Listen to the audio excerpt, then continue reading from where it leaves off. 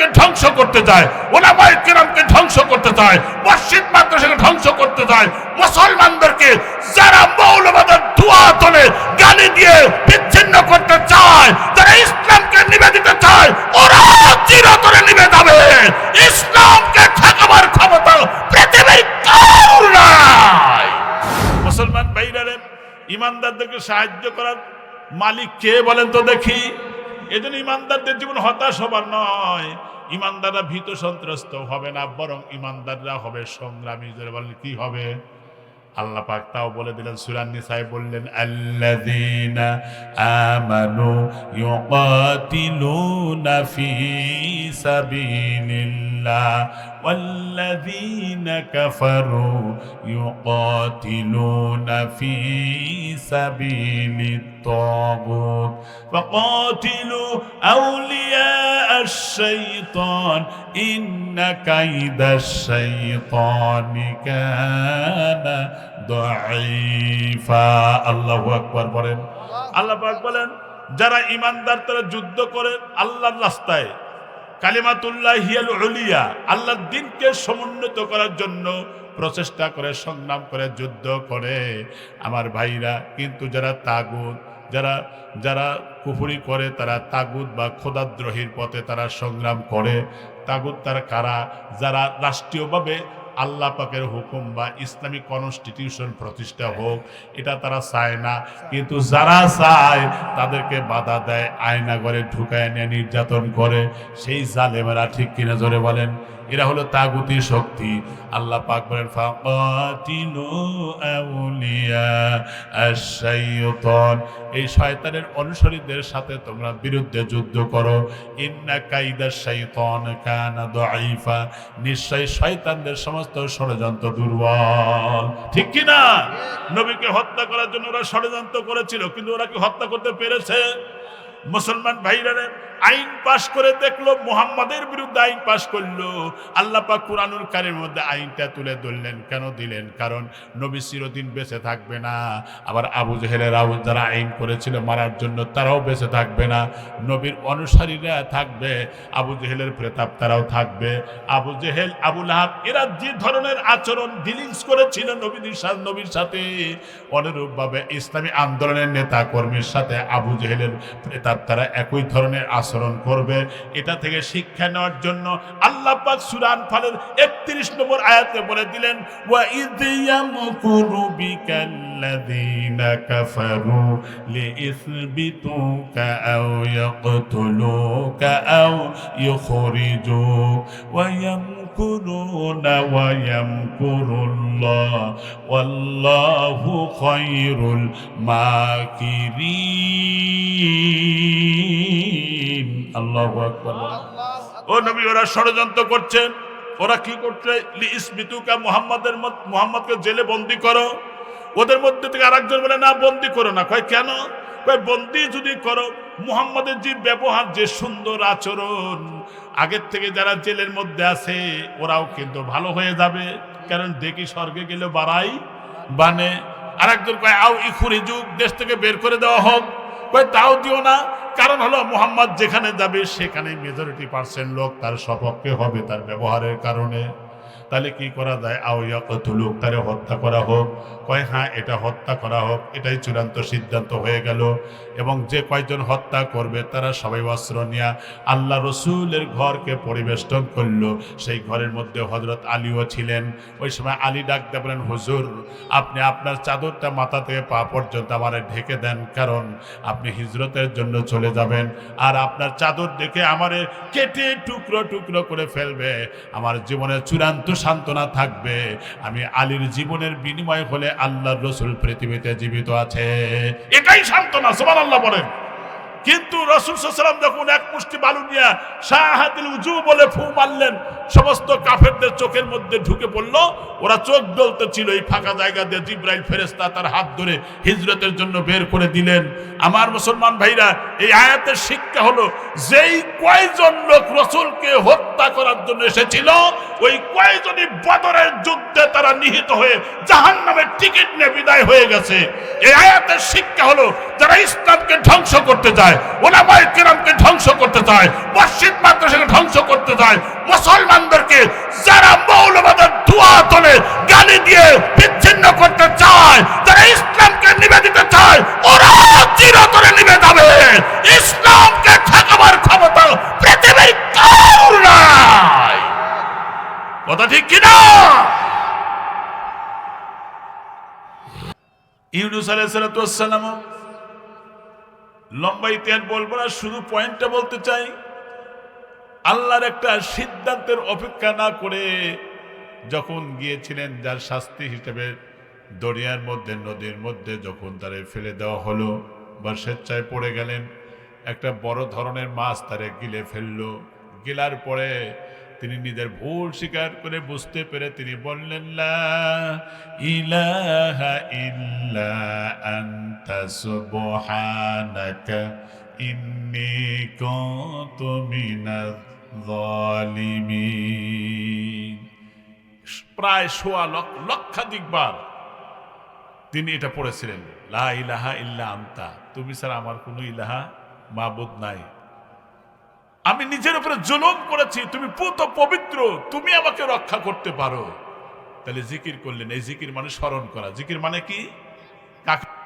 এই নবী জিকির করার কারণে, আল্লাহকে স্মরণ করার কারণে আল্লাহ রাব্বুল আলামিন মাছের ভিতরে এক ধরনের জ্বর দিয়ে দিলেন, যার কারণে সবসময় মুখটা হা হয়ে থাকতো। এই জন্য এই মুখ দিয়ে তখন ভিতরে অক্সিজেন যাওয়া আসার ব্যবস্থা আল্লাহ করে দিয়েছিলেন। আবার আল্লাহ ইচ্ছে করলে কিন্তু মাছের পেটেও আল্লাহ পাক মানুষকে জীবিত রাখতে পারেন, ঠিক না বেঠি? এমনকি তাকে স্বাভাবিক জীবনযাত্রার মান দিয়েছিলেন। ফালাউলা, যদি আমি আল্লাহর গুণগান না করতাম, প্রশংসা যদি না করতাম, তাহলে কিয়ামত পর্যন্ত তোমাকে এই মাছের পেটেই থাকা লাগতো। যেহেতু আল্লাহর জিকির করেছে, সুবহানাল্লাহ পড়েন। তা আমরা যদি আল্লাহকে স্মরণ করি, ফাযকুরুনি আযকুরুকুম, আমরা স্মরণ করলে আল্লাহও স্মরণ করবেন। সুবহানাল্লাহ পড়েন। ইউসুফ আলাইহিস সালামকে যখন কুয়ার মধ্যে ফেলে দিয়েছিল, কিন্তু সাপ পোকামাকড়ের কামড় থেকে হেফাজত করলেন কে বলেন তো দেখি?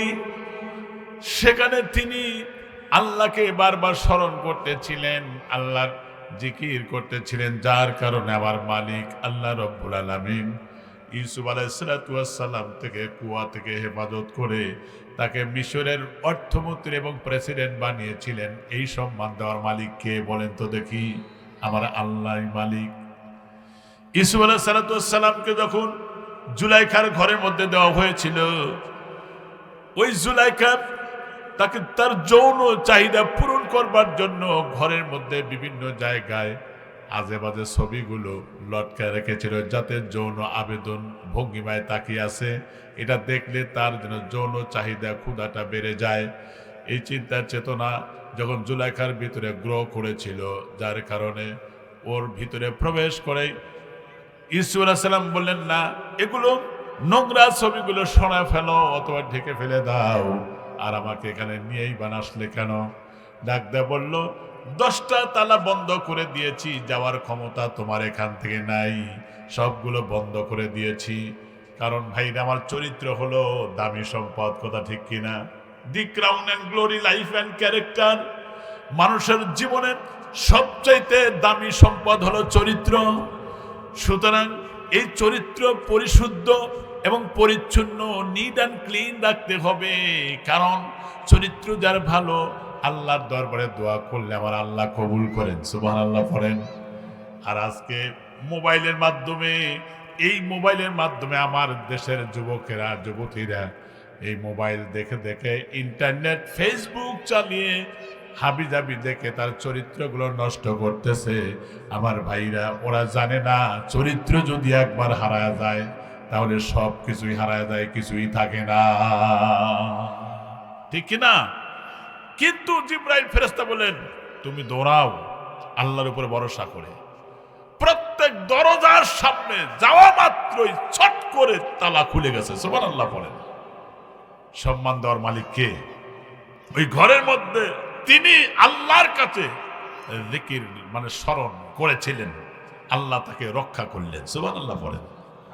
হযরতে মূসা আলাইহিস সালাম তার গোষ্ঠী সুদ্ধা সবাইকে যখন শেষ করে দিবে, এদিকে মূসা নবী তার সৈন্য সামন্ত নিয়ে যখন নদীর কিনারে, নীল দরিয়ার কিনারে দাঁড়ায় আছে, তিন দিক থেকে পরিবেষ্টিত হচ্ছে। সামনে তো বিক্ষুব্ধ তরঙ্গমালা একটার পর একটা আশ্রে পড়তেছে। ওর মধ্যে যদি পড়ে যায় তাহলে দেখা যাবে যে ওর মধ্যে পড়ে গেলেই কিন্তু একেবারে প্রাণীর খোরাকে পরিণত হওয়া লাগবে, সব নিস্তেনাবুদ হয়ে যাবে, সব মারা পড়ে যাবে। কথা ঠিক কিনা? কিন্তু যারা দুর্বল ইমানদার তারা মনে মনে বলছে কি করি এখন। আল্লাহ এই কথাগুলো আল্লাহ কোরআনে তুলে ধরলেন।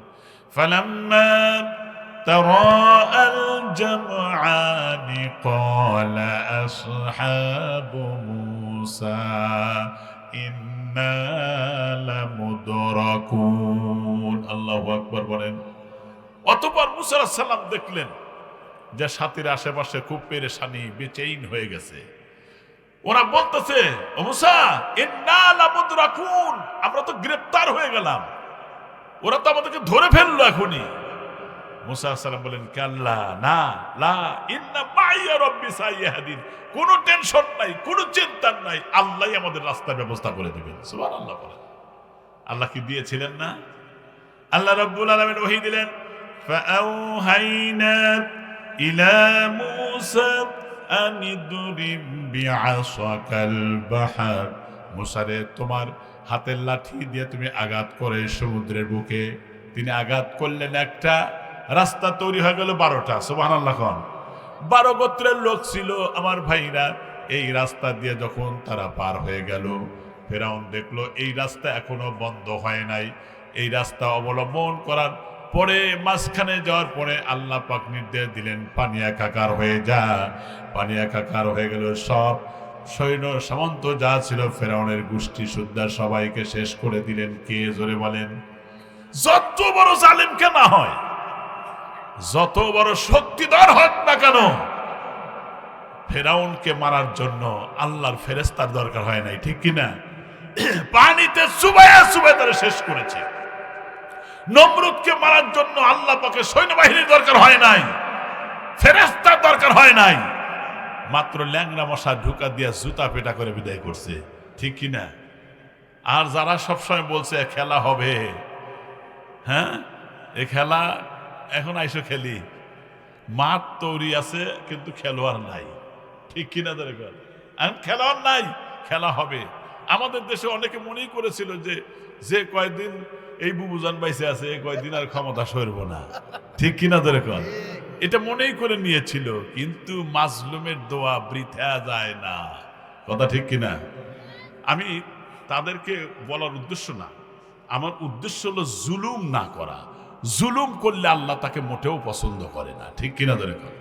যত বড় শক্তিশালী হোক না কেন, জুলুম এমন বাজে জিনিস, মানে যাকে জুলুম করা হয়, যে অত্যাচারিত হয়, জুলুমকারী মাজলুম ব্যক্তি যদি আল্লাহর কাছে দোয়া করে সেই দোয়া বিফলে যায় না। কোন মা বাপ যদি সন্তানের জন্য দোয়া বদদোয়া করে বিফলে যায় না, মুসাফিরের দোয়াও কবুল হয়।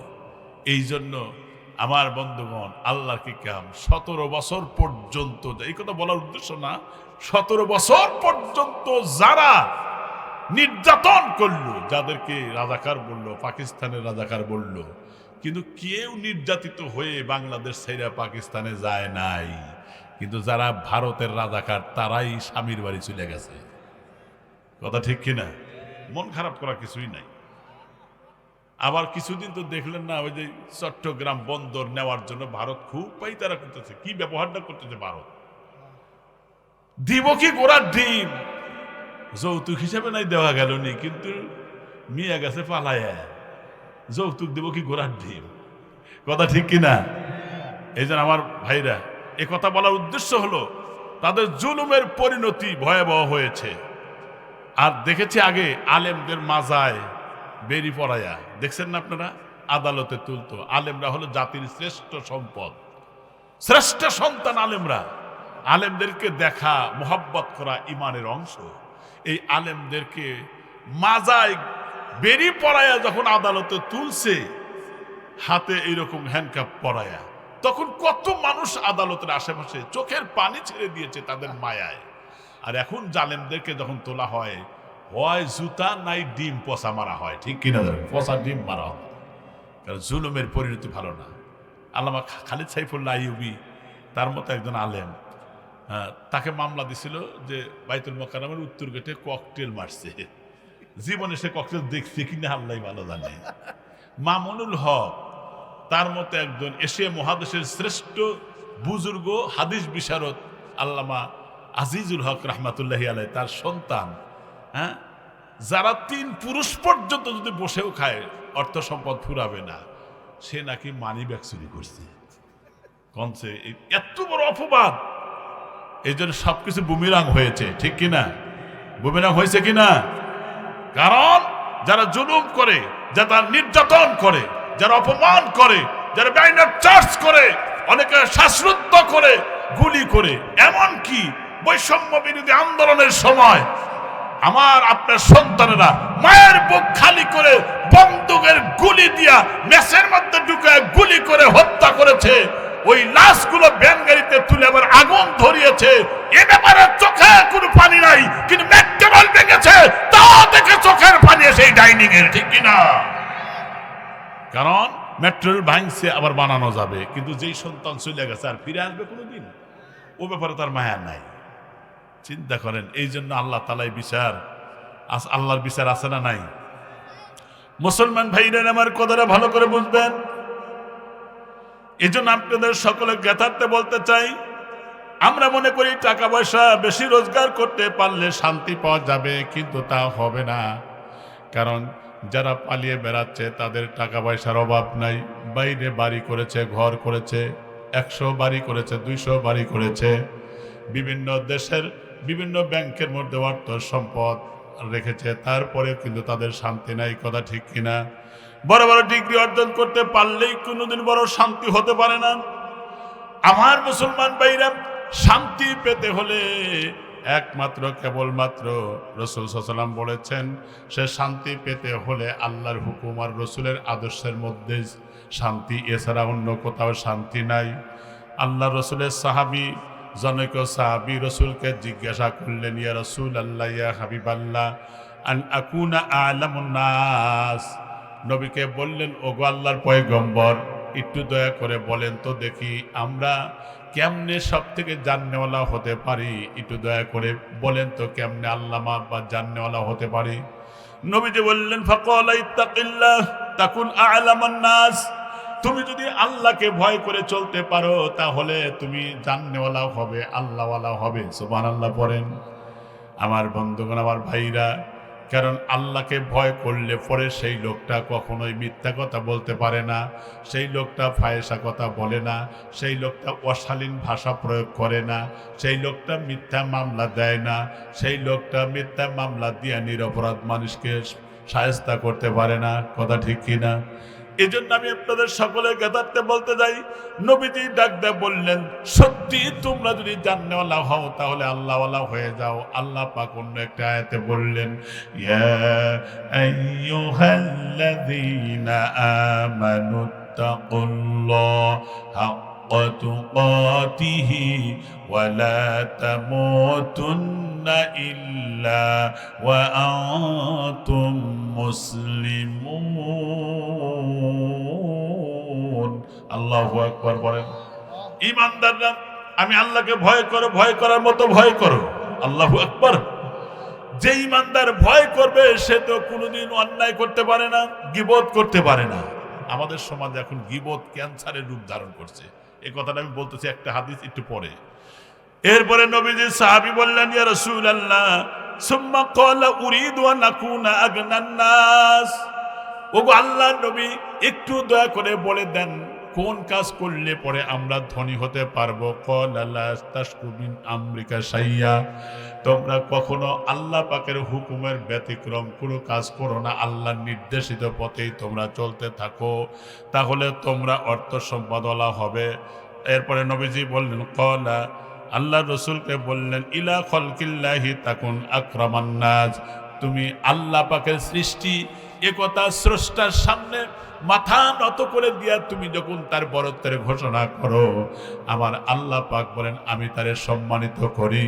বিশ্ব নবী সাল্লাল্লাহু আলাইহি ওয়াসাল্লামকে সাহাবী আবার জিজ্ঞাসা করলেন, ইয়া রাসূলুল্লাহ, ইয়া হাবিবাল্লাহ, এটাও তো বুঝলাম, কিন্তু আমরা এই দুনিয়াতে যদি আমরা সবচেয়ে ধনী হইতে পারি, কোন আমল করলে পরে ধনী হতে পারি? আল্লাহ নবী ডাক দেয়া বললেন, যেই লোকটা অল্পে তুষ্ট সেই লোকটাই ধনী। সুবহানাল্লাহ বলেন। যে অল্পতেই সন্তুষ্ট সেই ধনী। আল্লাহ পাক অন্য একটি আয়াতে বললেন, রাদিতুম বিল হায়াতিদ দুনিয়া মিনাল আখিরা ফামা মাতাউদ দুনিয়া ফিল আখিরাতি ইল্লা কলিলা। আল্লাহু আকবার। আল্লাহ পাক বলছেন, রাদিতুম বিল হায়াতিদ দুনিয়া মিনাল আখিরা, তোমরা আখিরাতের পরিবর্তে দুনিয়ার জীবন পেয়েই কি তোমরা পরিতুষ্ট হয়েছো? প্রশ্নবোধক চিহ্ন ব্যবহার করলেন। অথচ দুনিয়ার তুলনায় আখিরাতের জীবনটা হলো উত্তম। সুবহানাল্লাহ পড়েন। আর দুনিয়া কলিল ফালিয়াদহাকু ফিহা, রাসূল বলেছেন দুনিয়া অল্প সময়ের জন্য, খুবই কম সময়ের জন্য, যার শুরু হয়েছে, যার পরিসমাপ্তি আছে। আছে না? আমার জীবনে শুরু হয়েছে, পরিসমাপ্তি হবে। আমার প্রফেসর সাহেবের জীবনে শুরু হয়েছে, তারও একদিন পরিসমাপ্তি হবে। আমার ভাইজানের জীবনে শুরু হয়েছে, আপনাদের জীবনে শুরু হয়েছে, পরিসমাপ্তি হবে। আমাদের পূর্ববর্তী যারা ছিল তারা চলে গেছে, আর পরবর্তী জেনারেশন এসে শূন্যস্থান পূরণ করেছে।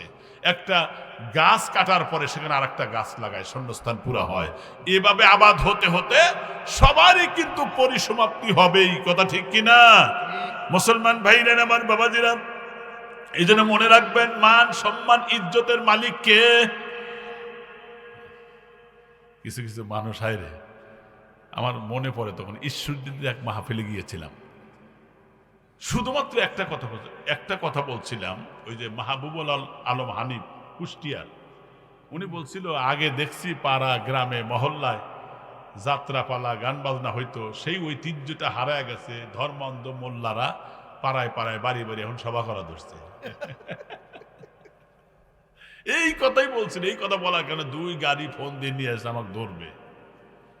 কথা বলা যায় নাই, ঠিক কিনা? ধরে এখন মসজিদ ইমাম সাহেব কথা বলতে পারে নাই। 3 জন মানুষ এক জায়গায় দাঁড়াইয়া পরামর্শ করলেই নাশকতামূলক কর্মকাণ্ডে জড়িত হয়েছে, বিদায় তারে মামলা ঢুকাও। এরকম কি শ্বাসরুদ্ধকর পরিস্থিতি হয়ে গিয়েছিল। আল্লাহ সব পারেন, ঠিক কিনা? মান সম্মান ইজ্জত শান্তি সফলতার ক্ষেত্রে মালের ব্যাপারে ভরসা করতে পারে না কোনো মানুষ। ভরসা করবে কার উপরে? আল্লাহর উপরে। রাজত্বের উপরে ভরসা করতে পারে না, ইলমের উপরে, জ্ঞানের উপরে ভরসা করতে পারে না। কথা ঠিক কিনা? কারণ আল্লাহ তাআলার উপরে ভরসা যদি করে, তার জীবন পরিচ্ছন্ন হবে। মান ইতামাদা আলা মালিহি ফাকাদ কল্লা, যে তার মালের উপরে ভরসা করবে, তার মাল আল্লাহ আরো কমায়া দিবে। যে সম্পদের উপরে ভরসা করবে, তার সম্পদকে আল্লাহ আরো কমায়া দিবে। ওয়ামান ইতামাদা আলা সুলতানিহি ফাকাদ যাল্লা, যে রাজত্বের উপরে ভরসা করবে, আল্লাহ তাকে অপমানিত করবে। রাজত্বের উপরে ভরসা করে, যা আমরাই সব। 3 নম্বর, ওয়ামান ইতামাদা আলা ইলমিহি ফাকাদ দাল্লা, যেই লোকটা জ্ঞানের উপরে ভরসা করবেন, ইলমের উপরে ভরসা করবে। আমি নজরুল যদি ইলমের উপরে ভরসা করি, আমার ইলম আছে, আর আমি কথা বলি, কত মানুষ শোনে, এতটুকু যদি ইখলাসবিহীন কোনো আমল হয়, আমার সব শেষ, সব শেষ। এই জন্য আমল যা করব কার সন্তুষ্টির জন্য? আর যদি তা না হয়, আলেম হয়েও জাহান্নামে যাওয়া লাগবে, 100% শিওর। কি জানি, গোড়ার ডিম জানি, কি জানি। আল্লাহ যে কথা বলেন, এই তো আলহামদুলিল্লাহ, ঠিক কি না? আল্লাহ আমাদেরকে সুস্থ রেখেছেন, আলহামদুলিল্লাহ। এই যে শেখ সাদী রহমাতুল্লাহি আলাইহি, তার পায়ে জুতা ছিল না, দরিদ্র মানুষ, এত বড় বিশ্ববিখ্যাত একজন কবি, জুতা ছিল না, খুব কাঁদতেছিলেন। কিন্তু যখন দেখলেন একটা মানুষের পাওই নাই, তখন আল্লাহ আমার জুতা নাই তাই কাঁদতেছি, ওর তো পাওই নাই, তার চেয়ে তো আল্লাহ আমাকে কত ভালো লাগছে। সুবহানাল্লাহ বলেন। এই যে চোখ দিয়ে আমরা তাকাই, সব জিনিস কি দেখার অধিকার আল্লাহ দিছে আমাদেরকে? না। অন্য নারীকে দেখার অধিকার দিছে? না। এই চোখ দিয়ে আপনারা ওলামায়ে কেরামের দিকে, বাপ মার দিকে তাকান, সওয়াব আপনার আমলনামায় নেকি হবে। এই কান দিয়ে গান বাজনার পরিবর্তে দ্বীনের কথাগুলো শোনেন, কসম আল্লাহর, এই কান আপনার পক্ষে পরকালে সাক্ষী দিবে। শুধু তাই না, এই হাত দিয়ে যদি কোনো নারীকে ধরেন, মানে যাকে ধরা বৈধ না, ধরলেন, এই হাত আপনার বিপক্ষে সাক্ষী দিবে। কিন্তু এই হাত দিয়া যদি আপনি কোরআন শরীফ সুইয়া সুইয়া পড়তে থাকেন, এই হাত আপনার পক্ষে সাক্ষী দিবে। এই পা দিয়ে হেঁটে মসজিদে যাবেন, মাহফিলে আসবেন, এই পা আপনার পক্ষে সাক্ষী দিবে। আর এই পা দিয়ে হেঁটে গান বাজনা যাবেন, এই পা আপনার বিপক্ষে সাক্ষী দিবে। এটা কি আমার কথা না আল্লাহর কথা? সূরা হামিম সিজদায় আসছে, বললি কয়া দিন, অনেকদিন আগে মুখস্থ। আল্লাহ রাব্বুল আলামিন বলেন, ওয়ামা কুনতুম تستترون أن يشهد عليكم سمعكم ولا أبصاركم ولا جلودكم ولكن ظننتم أن الله لا يعلم كثيرا مما تعملون। الله أكبر বলেন। আল্লাহ পাক বলেন, ও বান্দা, তুমি কি ধারণা করেছো তোমার চোখ তোমার বিপক্ষে সাক্ষী দিবে না? তোমার কান সমূহ মানে শ্রবণ শক্তি সমূহ সাক্ষী দিবে না? ওয়ালাকিন যানানতুম আন্নাল্লাহা লা ইয়ালামু, তুমি কি ধারণা করেছো বা তোমরা ধারণা করেছো যে আমি যা করি আল্লাহ মনে হয় জানে না?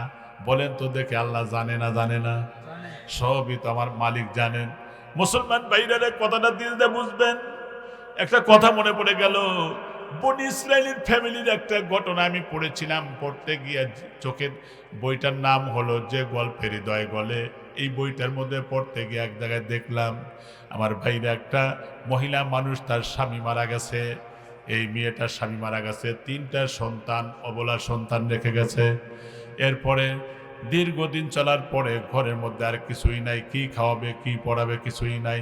মেয়েটা নিরুপায় হয়ে গ্রামের মধ্যে প্রবেশ করলেন যে তোমরা আমারে কাজ দাও, বিনিময় আমি তো আমাদের খাবারের ব্যবস্থা করে দাও, আমি কাজ করে দেই। কিন্তু সারা গ্রামে তন্ন তন্ন করে খুঁজলো, কেউ দিল না। গ্রামের শেষ মাথায় একজন ধনী মানুষ ছিল, তার কাছে যাওয়ার পরে বললেন যে আমারে কাজ দেন, আমারে খাবার দেন, কাজ করে দেই, খাবার দেন, আমার সন্তানগুলো না খেয়ে মারা যাচ্ছে।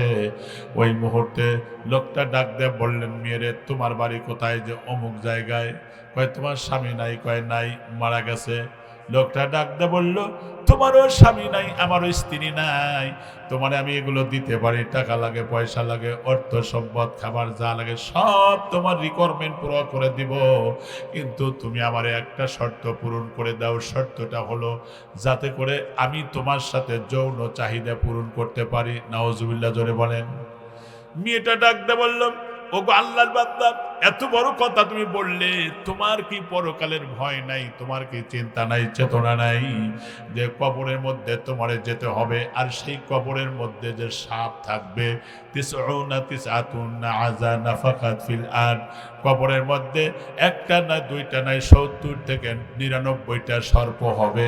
এই বিষাক্ত সাপগুলো যখন গলায় পেঁচিয়ে তারে কামড়াতে থাকবে, এক একটা কামড়ের বিষের প্রতিক্রিয়া থাকবে 70 বছর পর্যন্ত। তোমার কি সেই কবরের ভয় নাই? কবর যদি দুর্ব্যবহার করেন, মুসলমান ভাইরা, আমার বাবাজিরা, সেই কবরের দুশ্চিন্তা তোমার মধ্যে কি একবারও আসে না? তুমি কি একটুবার তুমি ভয় করো না? আর দুনিয়াতে চিরদিন তো আমরা কেউ থাকতে পারবো না, একদিন না একদিন আমাদের যেতেই হবে, কথা ঠিক কিনা? পৃথিবীতে কেউ স্থায়ী হয় না, হোক না সে ফেরাউন কিবা নমরুদ, কেউ ভবে চিরকাল রয় না, ঠিক না? চলে যায়, সব ছেড়ে যেতে হয়, মৃত্যু মানে না কোনো পরিচয়। সব রাজা মহারাজা আর মহাবীর, সব রাজা মহারাজা আর মহাবীর, কাউকে সে অবকাশ দেয় না। পৃথিবীতে কেউ স্থায়ী হয় না, হোক না সে ফিরাউন কিবা নমরুদ, কেউ ভবে চিরকাল রয় না। ঠিক কিনা? মেয়েটা বারবার পরকালের কথা, কবরের কথা, হাসরের কথা, মিজানের কথা, ফুলসিরাতের কথা, ভয়ঙ্কর জায়গার অবস্থার কথাগুলো যখন বলা শুরু করে দিলেন, ও আল্লাহর বান্দা, তুমি কি জানো না পরকালে কি অবস্থার মধ্যে মানুষ পড়ে যাবে? আল্লাহ পাক কুরআনুল কারীমের মধ্যে বলেছেন, ওয়া তারান্নাসা সুকারা, নবী গো, সেই দিন দেখবে যে লোকেরা মাতালের মতো, উদ্ভ্রান্তের মতো ছুটাছুটি করছে। ওয়া মা হুম বিসুকারা, আসলে তারা মাতাল না। ওয়ালাকিন আযাবাল্লাহি শাদীদ। আল্লাহু আকবার বলেন। তার মানে হলো পরকালের এমন অবস্থা হবে, কঠিন জাহান্নামের শাস্তির ভয়ে। এ মুসলমান, নিজের বাবার চাইতে তো সন্তানের কাছে আপন কেউ নাই, অথচ এই বাবা পরিচয় দিবে না তার সন্তানকে। ঠিক কিনা? এবং আপন হলো মা, মাও তাকে পরিচয় দিবে না, ভাই তাকে পরিচয় দিবে না, বন্ধু বান্ধব কেউ পরিচয় দিবে না। এ কথা আমার না আমার আল্লাহর, বলেন তো দেখি। আল্লাহ পাক বলেন, ইয়াউমা ইয়াফিরুল মারউ মিন আখি ওয়া উম্মিহি ওয়া আবিহি ওয়া সাহিবাতিহি ওয়া বানি। আল্লাহু আকবার। কেন সেদিন বাবা পরিচয় দিবে না, মা পরিচয় দিবে না, ভাই পরিচয় দিবে না, বন্ধু বান্ধব পরিচয় দিবে না, নিজের স্ত্রী পরিচয় দিবে না। মাকে বলবে, মা একটা নেকির অভাবে জাহান্নামে যাচ্ছি, একটা নেকি দাও। দুনিয়া একটু অসুস্থ হইলে তুমি না মানত করতে, রোজা রাখতে, এত ভালোবাসতা তুমি মা। আমার তো সন্তানই ছিল না। বাবা বলবে, আমার তো সন্তানই নাই। তাহলে কিরকম ভয়ঙ্কর! শুধু নিজেকে বাঁচাবার জন্য ভয়ঙ্কর অবস্থার মধ্যে মানুষ পড়ে যাবে। সেই দিন নবীরাও বলবে, ইয়া নাফসি ইয়া নাফসি। নবী রাসূল সব বলবে ইয়া নাফসি। কেউ সেদিন আপন হবে না। কোন নবীও আপনার সপক্ষে সুপারিশ করবে না। এমনকি আপনার বাবাও না, মাও না, সন্তান না, ছেলে না, ভাই না, বোন না। আমাদের একমাত্র কেবলমাত্র আপনজন সুপারিশকারী হবে মুহাম্মদুর রাসূলুল্লাহ। সুবহানাল্লাহ। সেই নবীর আদর্শ বাস্তব জীবনে অনুশীলন করার দরকার আছে না নাই? কই আছে? কতজন মানুষের মুখে দাড়ি নাই, দাড়ি নেই, কিন্তু নবীর দাড়ি যারা এই যে খুঁট মারতেছেন, মানে নবীর কলিজে আঘাত দিচ্ছেন কেন? আপনার কি মরণের ভয় নাই? আপনার কি পরকাল নাই? ওমান ইউতামাদা আলা আকলিহি ফাকাদ ইক্তাল্লাহ। এ মিয়া, তুমি নিজের জ্ঞানী মনে করো, জ্ঞানের উপরে ভরসা করে লাভ নাই। কারণ যে জ্ঞানের উপরে ভরসা করবে তার আকল, তার জ্ঞান, তার বুদ্ধি খারাপ হয়ে যাবে। এই কথা আমি বলিনি, বলেছেন মুহাম্মদুর রাসূলুল্লাহ সাল্লাল্লাহু আলাইহি ওয়াসাল্লাম। কি করবা সেই দিন? দুইজন মানুষের জাহান্নামের অর্ডার হবে, দুইজন নেকি নাই, জাহান্নামে অর্ডার হয়ে যাবে, দৌড়াবে জাহান্নামের দিকে। একজন দৌড় মারবে তো মারবে, পিছনে তাকানোর ফুসরত করবে না। আর একজন দুই পা আগেবার পিছনে তাকাবে। আল্লাহ বলবেন, বান্দারে, তোমার নির্দেশ দিলাম জাহান্নামে যাইতে, তুমি দৌড়ালাম, কিন্তু আবার তুমি আবার দুই এক পা যাওয়ার পরে পিছনে তাকাও কেন? কি হয়েছে বলো? তখন ওই যিনি দৌড়াচ্ছিল তখন সে বলবে, রব্বুল আলামিন, তুমি একটা কথা বলেছো, কুল ইয়া ইবাদিয়াল্লাযীনা আসরাফু আলা আনফুসিহিম লা তাকনাতু মির রাহমাতিল্লাহ ইন্নাল্লাহা ইয়াগফিরুয যুনুবা জামিআ ইন্নাহু হুয়াল গফুরুর রহিম। আল্লাহু আকবার বলেন। আল্লাহ, তুমি তো বলছো লা তাকনাতু মির রাহমাতিল্লাহ, আমি আল্লাহর রহমত থেকে নিরাশ হইও না। আল্লাহর ভালোবাসা 100টা, তার মধ্যে একটা কাজ করতেছে গোটা পৃথিবীর মধ্যে, অসংখ্য মাখলুকাতের মধ্যে কাজ করতেছে একটাই কত ভালোবাসা। দেখেন, আমার প্রফেসর সাহেবের ধরেন যে একটা ছেলে, তার সামনে কেউ থাপ্পড় মারলো, বলেন তো দেখি তার প্রতিশোধের আগুন জ্বলবে না জ্বলবে না? যে আমার সন্তানকে কেন থাপ্পড় মারলো অবৈধভাবে, এটা হলো বাবার সন্তানের প্রতি ভালোবাসা। একজন মা রান্না করতেছে, সংসারের কাজ করতেছে, নিজের সন্তান ঘুমান্ত অবস্থায় আছে, বাচ্চা যখন কেঁদে ফেললো, মা সব কাজ ফালাইয়া ওই সন্তানকে যা বুকের মধ্যে আগলে ধরে তারপরে দুধ দেয়। এটা সন্তানের প্রতি মায়ের ভালোবাসা। একটা পাখির বাচ্চা যদি আপনি ধরেন, মা পাখি তখন মাথার উপর দিয়ে কিচির মিচির করে উড়াল দিয়ে আসবে মায়ার কারণে, ঠিক কিনা ধরে বলেন? একটা মুরগির বাচ্চার কাজ দেওয়া যাইবেন মাত্র ধরা লাগবে না, মা মুরগি উড়াল দিয়ে ঠকাবার জন্য আসবে, মনে করবে আমার সন্তান না জানি তাকে মেরে ফেলবে। এটা মুরগির ভালোবাসা তার সন্তানের প্রতি। কুকুরের বাচ্চাকে ধরতে যাবেন, মা কুকুর ঘেউ ঘেউ করে তাড়ায় নিয়ে আসবে। বাছুর ধরবেন, মা গরু তখন গুতাবার জন্য সামনে আসবে, এটা ভালোবাসা। বিড়ালের বাচ্চা ধরবেন, বিড়াল তখন ম্যাঁ ম্যাঁ করে কাঁদবে, এটা বিড়ালের সন্তানের প্রতি তার ভালোবাসা। এইরকম একটা ভালোবাসা গোটা পৃথিবীতে সৃষ্টি জগতে কাজ করতেছে। কিন্তু যেদিন আল্লাহ তাআলা আরো 99টা ভালোবাসা ধারণ করবেন, শুধুমাত্র আল্লাহর বান্দা বান্দীদেরকে মাফ করার জন্য বাহানা তালাশ করবে। আল্লাহু আকবার, জোরে বলেন। আল্লাহ পাক বাহানা তালাশ করে মাফ করবার জন্য। সেই জন্য লোকটা বলবে, আল্লাহ তোমার রহমত থেকে তো নিরাশ হই নেই, দৌড়াচ্ছি, মা আনসাবতা বিহি, তুমি তো বেইনসাফি করো না, তোমার কথা তো সত্য। ওয়ামান আসদাকু মিনাল্লাহি কিলা, তোমার কথার চাইতে কার কথা সত্য হতে পারে? আল্লাহ বলবেন, বান্দা তুমি বারবার পিছনের দিকে তাকাও কেন? লোকটা বলবে, রব্বুল আলামিন বারবার তাকাই এই জন্য যে যাতে করে তুমি মায়া করে আমারে ডাক দিতে পারো, এই প্রত্যাশায় তো বারবার পিছনের দিকে তাকাই। আমার আল্লাহ ডাক দেয়া বলবে, ইয়া আবিদি, আল্লাহ পাক বলবে, ইনতালিকু আবদাইনি ইলাল জান্নাহ। সুবহানাল্লাহ বলেন।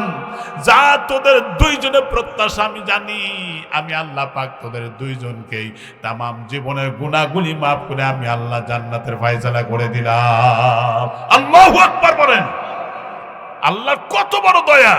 ওমান ইতামাদা আলাল্লাহ ফালা দাল্লা ওয়ালা যাল্লা ওয়ালা দাল্লা ওয়ালা ইক্তাল্লা। আল্লাহ পাক বলে, আল্লাহ রাসূল বলেছেন, যে ব্যক্তি আল্লাহর উপরে ভরসা করো, মালের উপরে ভরসা করো না, অপমান হবে না, গোমরা হবে না, আকল খারাপ হবে না, বুদ্ধি নষ্ট হবে না, তোমার আমলনামায় নেকি হবে। ভরসা করো আল্লাহর উপরে, ঠিক কি না? রিজিক দেওয়ার মালিক কে? আল্লাহ। সেই আল্লাহ আছে না নাই? সেই আল্লাহ আছে কিনা টের পাইছে? বোঝেন নাই? আল্লাহ আছে। মানুষ যা পারে না তা পারে কে? সেই আল্লাহর ক্ষমতা। মাপতে যেও না। হ্যাঁ, এই জন্য সমালোচনা করবো না জীবনে। ওই মেয়েটা যে কথাটা বলতেছিলাম, মনি ইসরায়েলের মেয়েটা, তাকে অনেক কথা বুঝাইলো, ভাই এই কথা বললো না, আমি নিরুপায় হয়ে আপনার কাছে আসছি। কয় তুমি চাহিদা পূরণ করবে না, আমি তোমাকে দিবও না। মেয়েটা নিরুপায় হয়ে ফিরে গেল। যেই মাত্র ফিরে গেছে, সন্তান করে মুখের দিকে তাকা যায় না, আবার ফিরে আসছে ধনী লোকের কাছে, শর্ত পূরণ করো তুমি, তাও আমার সন্তান যেন মারা না যায়। মায়ের সন্তানের প্রতি মায়ের কি দরদ, ঠিক কিনা? মুসলমান ভাইরা আমার, মেয়েটা ডাকতে বলে, ঘরের জানালা কপাট দরজা সব বন্ধ করে দাও। সব বন্ধ করে দেওয়া হলো। কয় না না এখনো বাদ আছে। কয় না এখন আর বাদ নাই। কয় না বাদ আছে। কয় না বাদ নাই। ধমক দিয়ে বলে, না সবগুলি বন্ধ করছি। কয় না এখনো একটা দরজা খোলা। ধমক দিয়ে বললো, কোন দরজা খোলা তুমি দেখাও। একথা বলার সাথে সাথে মেয়ে লোকটা ডাক দেয়, বলে, ও গো আল্লাহর বান্দা, তুমি দেখতে চাচ্ছ? কয় আমি দেখতে চাই। চোখে পড়ে না? কয় না পড়ে না। মেয়েটা ডাক দেয়, বলল, শোনো, দুনিয়ার এই ঘরের জানালা কপাট দরওয়াজা সব বন্ধ করেছ, কিন্তু আমার মালিক আমার আল্লাহর চোখের দরজা বন্ধ হয় নাই। হ্যাঁ, এই আল্লাহকে ভয় করো। লোকটা কয়, আল্লাহ, মহিলা মানুষের এত আল্লাহর ভয়, আর আমি পুরুষ হয়ে আমি এত অন্যায় করি, অসম্ভব। তিনি তওবা করলেন আর তাকে সাহায্য দিয়ে বিদায় করে দিলেন। মেয়েটা বাড়ি পাওয়ার আগেই এই লোকটা স্ট্রোক করে মারা গেছে। 3 দিন পর ওই গ্রামের একজন বুজুর্গ মানুষ স্বপ্ন দেখে যে সোনার চেয়ারে বসা, পাশে একজন আছে বসা পূর্ণিমার চাঁদের মতো। জিজ্ঞেস করলেন, আচ্ছা তুমি কোন আমলের কারণে তুমি এত বড় সম্মানে আসন পাইলা? কয়েকজন মহিলা মানুষ আমার কাছে সাহায্যের জন্য এসেছিলেন, কিন্তু আমি প্রথমে তাকে কুপ্রস্তাব দিয়েছিলাম, সে প্রত্যাখ্যান করেছিল। পরে সন্তানদের কথা চিন্তা করে রাজি হয়ে আমাকে জ্ঞানের চোখ খুলে দিয়েছিল যে আল্লাহর চোখের দরজা বন্ধ হয় নাই। তাই আমি মেয়েটাকে আমি এই অন্যায় না করেই আমি তার সাহায্য করেছি, এই জন্য ইউসুফ নবীর পাশে আমাকে বসার জায়গা করে দিয়েছে। সুবহানাল্লাহ বলেন। এ যুবক, চরিত্র ভালো বানাও বাবা, ভালো বানাও, জীবনে গীবত করবা না, দুর্নাম করবা না, সমালোচনা করবাই না। ওই যে একটা হাদিসে পড়ছিলাম, মায়েজে আসলামী রাদিয়াল্লাহু তাআলা আনহু, কথাটা ভালো করে শুনেন, হাদিস এটা।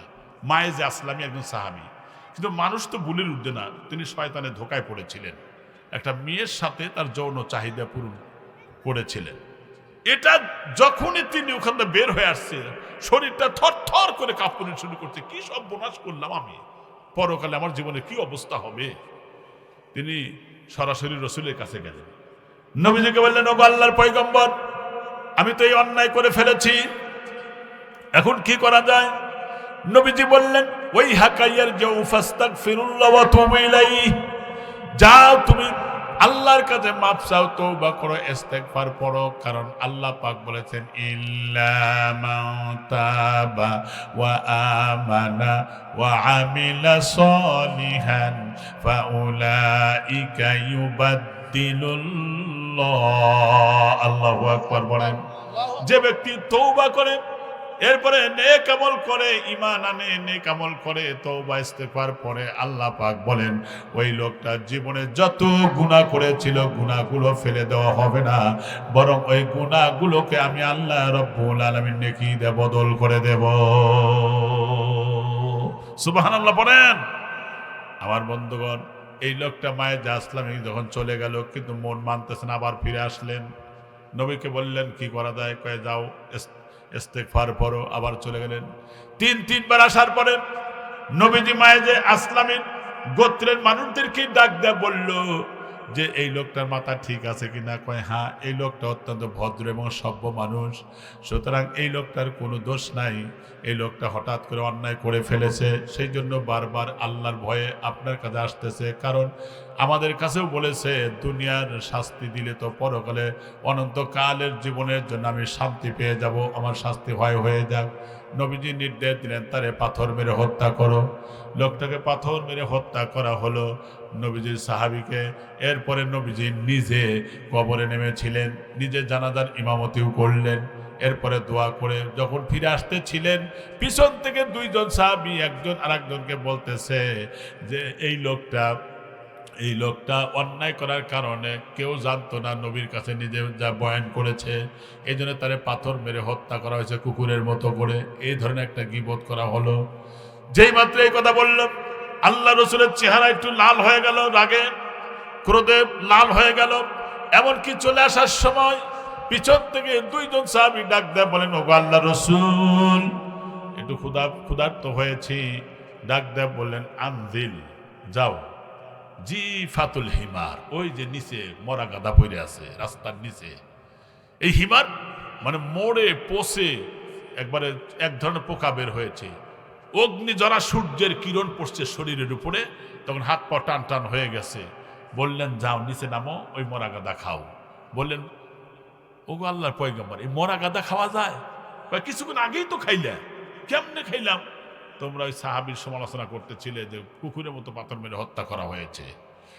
সমালোচনা করা, পচা গলিত মরা গাধা খাওয়া একটাই অপরাধ, ঠিক কিনা? ধরে কর, গীবত এত মারাত্মক খারাপ জিনিস। আমার গোলাম আযম বলেও গেছে যে শুকনা জিনিস আগুনের কাছে যেমন ক্ষতিকর, গীবতটা নেক আমলের জন্য ওই রকম ক্ষতিকর। হাবিতত আমালুহুম, তার সব নেক আমল নিষ্ফল হয়ে যায়, কিচ্ছু থাকে না। মানুষ এখন জুম্মাগণের ভিতরে যাও সমালোচনা করে, ঠিক না? এটা করবেন না প্রিয় ভাইরা, বরং সবসময়ের জন্য সন্তানদের জন্য দোয়া করবেন, ওরা যেন ভালো হয়, ওদের নির্দেশ দিবেন, ওদের পরামর্শ দিবেন, ওদের মাথায় টুপি উঠায় দেন, আপনি মনেও শান্তি পাবেন। এইভাবে জীবন কয়দিন চলে? এক সাহাবী যখন মারা গেছে, তার জানাজায় রাসূল ইমামতি করলেন, দোয়া তিনি ইমামতি করার পরে, দাফন কাপড় করার পরে নবীজি বললেন এই কবরকে ইন্ডিকেট করে যে এই কবরের মধ্যে যিনি শুয়ে আছে ওনার সম্বন্ধে তোমাদের কি ধারণা? বেশিরভাগই নেগেটিভ মূলক কথা বলা হলো, কিন্তু একজন সাহাবী বলেন, হুজুর আমি একটা কথা ওনার মনে আছে। কয় কি? কয় আমরা একবার যুদ্ধে গিয়েছিলাম, তাঁবুতে রাত্রি যাপন করছিলাম। তখন আমি একবার প্রকৃতির ডাকে সাড়া দেওয়ার জন্য তাঁবুর বাইরে আসলাম। দেখি যিনি মারা গেছে উনি তখন তখন মুসলমান হয় নাই, মারা গেছে কিন্তু এক হাতে তরবারি আর এক হাতে তীর নিয়ে তাঁবুর চতুর্দিকে ঘুরতেছে। তখন আমি বললাম, এ ভাই, নবীর সাহাবীদেরকে ক্ষতি করো না তোমরা। কয় না, ক্ষতি তো করবই না। আমি নবী এবং সাহাবীদের জীবন তো ভালো কাজ করতে পারি নাই। এলাকার মধ্যে আমি সবচাইতে এমন মেজাজি মানুষ যে আমার উপর দিয়ে কথা বলার কারোর ক্ষমতা নাই। এই জায়গায় আমি পাহারা দিতেছি যাতে আল্লাহ রসুলের সাহাবীদের কোনো ক্ষতি না হয়। সুবহানাল্লাহ বললেন না? এদের পাহারা দিতেছি। নবী তখন কবরের দিকে ইঙ্গিত করে বললেন, ইন্না সাহাবাকা ইয়াজুন্নুনা মিন আহলিন নার।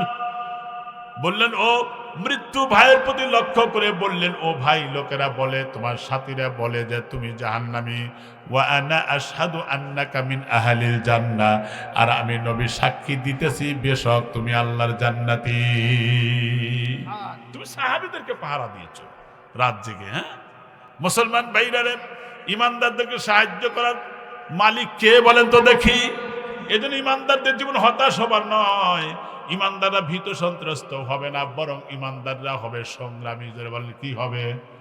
আল্লাহ পাক তাও বলে দিলেন, সূরা নিসায় বললেন, আল্লাযীনা আমানু ইউকাতিলুনা ফি সাবিলিল্লাহ ওয়াল্লাযীনা কাফারু ইউকাতিলুনা ফি সাবিলিত তাগুত ফাকাতিলু আউলিয়া আশ-শাইতান ইন্না কাইদাশ শাইতানি কানা দাঈফা। আল্লাহু আকবার বলেন। আল্লাহ পাক বলেন, যারা ঈমানদার তারা যুদ্ধ করে আল্লাহর রাস্তায়, কালিমাতুল্লাহ হিয়াল উলিয়া, আল্লাহর দ্বীনকে সমুন্নত করার জন্য প্রচেষ্টা করে, সংগ্রাম করে, যুদ্ধ করে। আমার ভাইরা, কিন্তু যারা তাগুত, যারা কুফরি করে, তারা তাগুত বা খোদাদ্রোহীর পথে তারা সংগ্রাম করে। তাগুত তারা কারা? যারা রাষ্ট্রীয়ভাবে আল্লাহ পাকের হুকুম বা ইসলামিক কনস্টিটিউশন প্রতিষ্ঠা হোক, এটা তারা চায় না। কিন্তু যারা চায় তাদেরকে বাধা দেয়, আয়না ঘরে ঢুকায় নিয়ে নির্যাতন করে। সেই জালেমেরা, ঠিক কিনা জোরে বলেন? এরা হলো তাগুতি শক্তি। আল্লাহ পাক বলেন, ফাকাতিলু আউলিয়া আশ-শাইতান, এই শয়তানের অনুসারীদের সাথে তোমরা বিরুদ্ধে যুদ্ধ করো। ইন্না কাইদাশ শাইতান কানা দাঈফা, নিশ্চয় শয়তানদের সমস্ত ষড়যন্ত্র দুর্বল। ঠিক কি না? নবীকে হত্যা করার জন্য ওরা ষড়যন্ত্র করেছিল, কিন্তু ওরা কি হত্যা করতে পেরেছে? মুসলমান ভাইরা আইন পাশ করে দেখলো, মুহাম্মাদের বিরুদ্ধে আইন পাশ করলো। আল্লাহ পাক কুরআনুল কারীমের মধ্যে আইনটা তুলে ধরলেন। কেন দিলেন? কারণ নবী চিরদিন বেঁচে থাকবে না। আবার আবু জেহেলেরাও যারা আইন করেছিল মারার জন্য, তারাও বেঁচে থাকবে না। নবীর অনুসারীরা থাকবে, আবু জেহেলের প্রেতাপ তারাও থাকবে। আবু জেহেল, আবু লাহাব, এরা যে ধরনের আচরণ ডিলিংস করেছিল নবীর সাথে, অনুরূপভাবে ইসলামী আন্দোলনের নেতা কর্মীর সাথে আবু জেহেলের প্রেতাপ তারা একই ধরনের আচরণ করবে।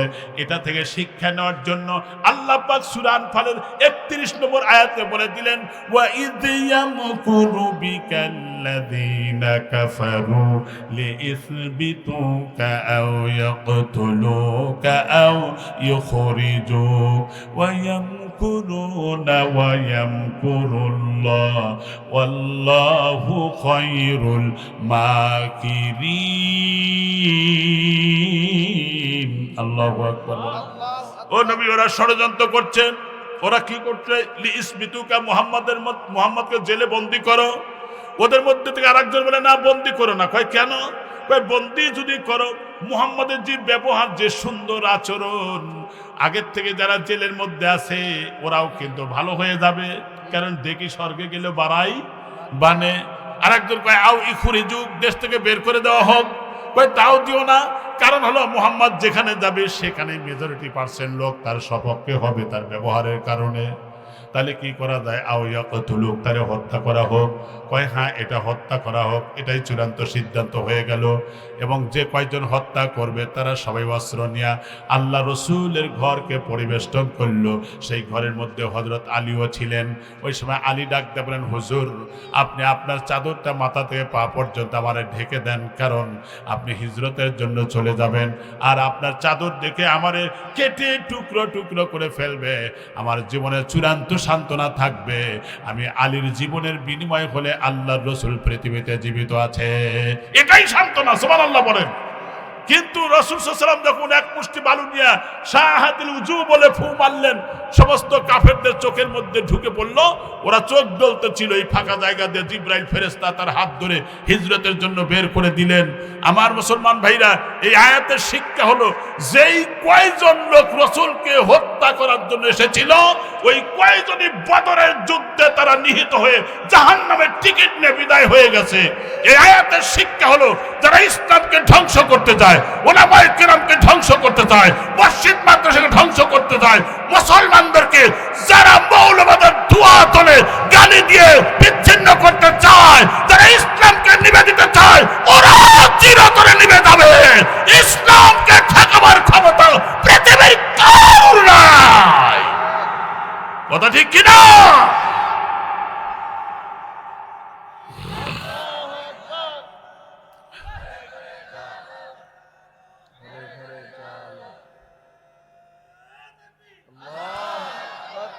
ইসলামী আন্দোলনের সাথে কে আছে? লা আগলিবান্না আনা ওয়া রাসূলি, মুজাদালায় যান, সূরা মুজাদালায় যান। যারা আমার দল করে, আমার নবীর আদর্শ যারা প্রতিষ্ঠিত করতে চায়, তাদেরকে বিজয়ের মালা পরা দেওয়ার দায়িত্ব আমি আল্লাহর। সুবহানাল্লাহ বলেন। আরে যখন টাইগ্রিস নদী পার হয়ে আফ্রিকায় যাবে, পুল নাই, সেতু নাই, স্টিমার নাই, লঞ্চ নাই, কিচ্ছু নাই, পারাপারের ব্যবস্থা কে করলেন? নাস্তাইনু বিল্লাহ ওয়া নাতাওয়াক্কালু আলাইহি, হাসবুনাল্লাহু ওয়া নি'মাল ওয়াকিল, নি'মাল মাওলা ওয়া নি'মান নাসির। আল্লাহর উপরে ভরসা করে তারা যখন রওনা হয়েছিলেন পানির মধ্যে ঘোড়া নিয়ে, সুবহানাল্লাহ বলেন, ঘোড়া নিয়ে রওনা হয়েছেন। ওই ঘোড়াগুলো পানির উপর দিয়ে হেঁটে হেঁটে গেছে, ঘোড়ার পায়ের খুরও বেজে নাই। সুবহানাল্লাহ বলেন। ইসলামী আন্দোলনের নেতা কর্মীকে সাহায্য করলেন কে? সেই আল্লাহ এখন আছে না নাই? আছে। ইসলামী আন্দোলনকে দাবায় রাখা যায় না। আগের যে কোনো তুলনায় এখন আন্দোলনের অবস্থা আরো বেগবান, ঠিক কিনা ধরে কর। বিপদ যত গণীভূত, আল্লাহর রহমত হবে তত ত্বরান্বিত। কাজেই ঠাকাবার মুখের ফুৎকার দিয়ে ইসলাম নিবানো যায় না। ওপারে গিয়া লোকেরা মনে করলে, দেখেন পানির মধ্যে যখন ঝাঁপায়া পড়তেছিল, তখন ওরা মনে করছে দস্তে দস্তাই দরিয়া বি নাসরে হামনে বাহারে জুলমাত মে গৌড়ে দিয়ে দৌড়ে হামনে। দেখো না দত্ত দানবের মতো পানির মধ্যে কেমনে আসে। এমনকি মঞ্চ তৈরি করে সেই জঙ্গলে বলেছিলেন, কি বলছেন, আইয়াতুহাল হাসারাতু ওয়াসিবা নাহনু আসহাবু রাসূলিল্লাহ। এ জঙ্গলের হিংস্র প্রাণীরা, আমরা নবীর সাহাবী, আল্লাহ রাসূলের সৈনিক, আমরা এখানে রাত্রি যাপন করব। ফাইন্না নাজিলুন ওমান ওয়াজাদনা বাদা ওয়া কাতালনা, এবং তোমরা যদি ছেড়ে না দাও, আমরা হত্যা করব, যুদ্ধ করব। এই সাহাবীদের মুখের কথা শুনে যার যার ডিম আর বাচ্চা আন্ডা সব মুখে করে নিয়ে সাহাবীদেরকে ময়দান ছেড়ে দিয়া তারা অন্যত্র চলে গেছে। সুবহানাল্লাহ বলেন। এই ইতিহাস, এটা কি সত্য না অসত্য? মিয়া, ইসলামী আন্দোলন ভালো করে পড়ো। ইসলামী আন্দোলনের নেতা কর্মী জীবনে হতাশ হয় না, ঠিক কিনা? মুসলমান ভাইরা আমার, একবার হযরত আমিরুল মুমিনিন ওমর, খুব সংক্ষেপ করে নিয়ে আসতেছি, ওমর রাদিয়াল্লাহু তাআলা আনহুর জীবনী দেখলাম। তিনি একবার দেখলেন বাপ আর বেটা দুইজন এক জায়গায় দাঁড়িয়ে আছে। দেখলেন দুইজনই তো একেবারে সেম চেহারা, গোটা মাথা থেকে পা পর্যন্ত আপাত মস্তক ইন টোটাল পুরোটাই বাপ আর বেটার চেহারার মধ্যে মিল। বললেন, তোমাদের মধ্যে এত সুন্দর মিল কেমনে হলো? এত সুন্দর মিল আল্লাহ পাক করে দিলেন। ডাক দিয়ে বললেন যে মিল হয়েছে, এটা ঠিক আপনি বললেন, ঠিক আছে, কিন্তু এই আমাদের তো ইতিহাস তো জানেন না। কয় কি বলো? কয় শোনেন তাহলে, আমি যখন যুদ্ধের ময়দানে যাব, আল্লাহ রসুল বলেছেন আদদুহা কা আদদিস সামাওয়াতি ওয়াল আরদ, আকাশ আর জমিনের সমতুল্য বিশাল বিস্তীর্ণ জান্নাতের অধিকারী কে হতে চাও? সেই জান্নাতের প্রত্যাশায় আমি তখন দাঁড়িয়ে গিয়েছিলাম। আমার ভাইরা, ওই সাহাবী ডাক দেয়া বললেন, তখন আমার স্ত্রী ডাক দেয়া বললেন, স্বামী আমার, আপনি জেহাদের ময়দানে যাবেন, আমি ঠেকাবো না, ঠেকাবার অধিকারও আমার নাই, এত বড় পাপের কাজ করতেও পারবো না। তবে শুনে রাখেন, আপনার সন্তান আমার পেটের মধ্যে অনাগত, এই সন্তানটা যে আমার পেটের মধ্যে আছে, অন্তত পক্ষে সন্তানের জন্য একটু দোয়া করে যান। কারণ আপনি তো জিহাদের ময়দানে যাচ্ছেন, সফরে যাচ্ছেন ভাইরান। এই জন্য যখনই যাবেন, সফরে যাবেন অথবা দাওয়াতে যাবেন, ভালো কাজ করবেন। দেখবেন আমাদের দাওয়াতে তাবলীগের ভাইয়েরা দেখেন অনেক সময় গাস্টের দিন দোয়া করে বের হয়, কথা ঠিক কিনা? দিনের কাজে যখন দোয়া করে বের হয়, সেই দোয়া কবুল হয়। এই কথা মনে করে তো সাহাবীর স্ত্রী বললেন, আপনার সন্তানের জন্য দোয়া করে যান। মুসলমান ভাইরা আমার কথাটা ভালো করে বুঝবেন। এরপরে তিনি সন্তানের জন্য দোয়া করলেন। এরপরে বিবির কাছ থেকে বিদায় নিয়ে তিনি চলে গেলেন। মাসাদিককাল পর্যন্ত যুদ্ধ করার পরে আমার ভাইরা যখন তিনি চলে আসলেন, আসার পরে গ্রামবাসীরা আমাকে ধরল আর বলল, আপনার স্ত্রী যে মারা গেছে, সুতরাং সেই স্ত্রীর কবর দিয়ে শুধুমাত্র আগুন বের হয়। গোটা কবরস্থানে একটা কবরের থেকেও আগুন বের হয় না, কিন্তু আপনার স্ত্রীর কবর দিয়ে শুধুমাত্র আগুন বের হয়। তিনি ডাক দিয়ে বলেন, না না না, এটা হতেই পারে না, কারণ আমার স্ত্রী হলো আবেদা, আশেকা, আমার স্ত্রী হলো কনিতা, আমার স্ত্রী আনুগত্যশীলা, আমার স্ত্রী তো এটা হতে পারে না। তিনি যখন চলে গেলেন কবরস্থানে, আমার ভাইরা কবরস্থানে যাওয়ার সাথে সাথে লক্ষ্য করে দেখলেন, সত্যিই তো ওই কবর দিয়ে শুধু আগুন বের হচ্ছে আর কবরের মধ্যে কান্নার আওয়াজ ভেসে আসছে। সাহাবী বললেন, তোমরা এখান থেকে সবাই চলে যাও, আমি এখানে একটু মোরাকাবা করতে চাই, যাও যাও যাও। সবাই যখন চলে গেলেন, তিনি আল্লাহর দরবারে কাঁদলেন। আমার ভাইরা কবরের দিকে তিনি তাকালেন, দেখলেন হঠাৎ করে কবরটা বিদীর্ণ হয়ে গেল, ফেটে গেল। এরপরে কবরের মধ্যে দেখলেন আমার স্ত্রী আমার সন্তানকে কোলে করে দুধ পান করাইতেছে। সুবহানাল্লাহ পড়েন, সুবহানাল্লাহ জোরে পড়েন। মুসলমান ভাইরা আমার, ওই মুহূর্তে ডাক দিয়ে বলেন, স্বামী আমার, আপনার সন্তানের জন্য দোয়া করেছিলেন জিহাদের ময়দানে যাইতে, এই যে আমার সন্তান কবরে আসার পরে আমার সন্তান প্রসব হয়েছে কবরের মধ্যে। সুতরাং শুধু তাই না, এখানে দুনিয়াতে দায়ী লাগে, নার্স লাগে, এখানে কবরের মধ্যে তো এগুলো কেউ নাই, কিন্তু আল্লাহ পাকের রহমতের ফেরেশতাদের নিগরানিতে আমার এখানে ডেলিভারি হয়েছে, সব পরিচর্যা হয়েছে। এই যে আপনার সন্তান দোয়া করে গিয়েছিলেন, এই সন্তানটা আপনি নিয়ে নেন। এরপরে সন্তানটা যখন তিনি বললেন, আমি হাতে নিলাম, আমিরুল মুমিনিনকে বলতে দেন, সন্তানকে হাতে নিলাম, অমনি কবরটা আবার একবারে বুঝে গেল। আমার সন্তান বললেন, শুধুমাত্র আমার জন্য দোয়া করে যান নাই, এই জন্য আমার এই জগতে আর পাবেন না, এই বলে তিনি চলে গেলেন। মুসলমান ভাইরা, এই জন্য ইসলামী আন্দোলনের নেতা কর্মীরা যারা নির্যাতনের শিকার হয়, কত মানুষ ভালো মানুষ এলাকায় বাড়িতে শুইতে পারে নাই, নিজের ঘর থেকে হিজরত করে অন্যত্র থাকা লাগছে, ঠিক কিনা ধরে বলেন? কেউ বা শস্য খেতে, কেউ বা ধানের খেতের আলে থাকতে থাকতে কারুর ঠান্ডা নিউমোনিয়া ধরে গেছে। কিন্তু শুনে রাখো আন্দোলনের কর্মীরা, আল্লাহ পাক বলেছেন, আল্লাযীনা আমানু ওয়া হাজারু ওয়া জাহাদু বিআমওয়ালিহিম ওয়া আনফুসিহিম আ'যামু দারাজাতান ইনদাল্লাহ ওয়া উলাইকা হুমুল ফাইজুন। যারা হিজরত করে, জিহাদ করে, আন্দোলন করে, তাদেরকে আমি আল্লাহ তাআলা সবথেকে বেশি সম্মানের আসন দেই। সুবহানাল্লাহ বলেন। আ'যামু দারাজা ইনদাল্লাহ, আল্লাহর নিকটে তারাই মর্যাদার দিক থেকে সবচাইতে বেশি। সুবহানাল্লাহ বলেন। এই জন্য ভাইরা, ইসলামী আন্দোলন করতে গেলে তো বাধা আসবেই, এটাই তো স্বাভাবিক, কথা ঠিক কিনা? মুসলিম শরীফের হাদিসে এসেছে, ইমানদার হবে যত বড়, তার জীবনে পরীক্ষাটাও হবে তত বড়, ঠিক কিনা? আল্লাহ পাক অন্য একটা মুমিনের পরীক্ষার ব্যাপারে আল্লাহ পাক বললেন আম হাসিবতুম আও তাদখুলুল জান্নাতা ওয়া লাম্মা ইয়াতিকুম মাসালুল লাযীনা খালাউ মিন ক্বাবলিকুম মাসাতহুমুল বা'সা ওয়াদ-দাররা ওয়া যুলজিলু হাত্তা ইয়াকুলার রাসূলু ওয়াল্লাযীনা আমানু মা'আহু মাতা নাসরুল্লাহ আলা ইন্না নাসরাল্লাহি করিব। আল্লাহু আকবার বলেন।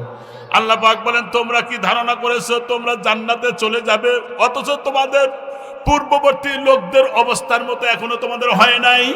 তাদেরকে বাড়ি ছাড়া করা হয়েছে, তাদের হাত কেটে দেওয়া হয়েছে, তাদের পা কেটে দেওয়া হয়েছে, চোখ তুলে দেওয়া হয়েছে। এমন উদাহরণ তো এখনো আসে নাই।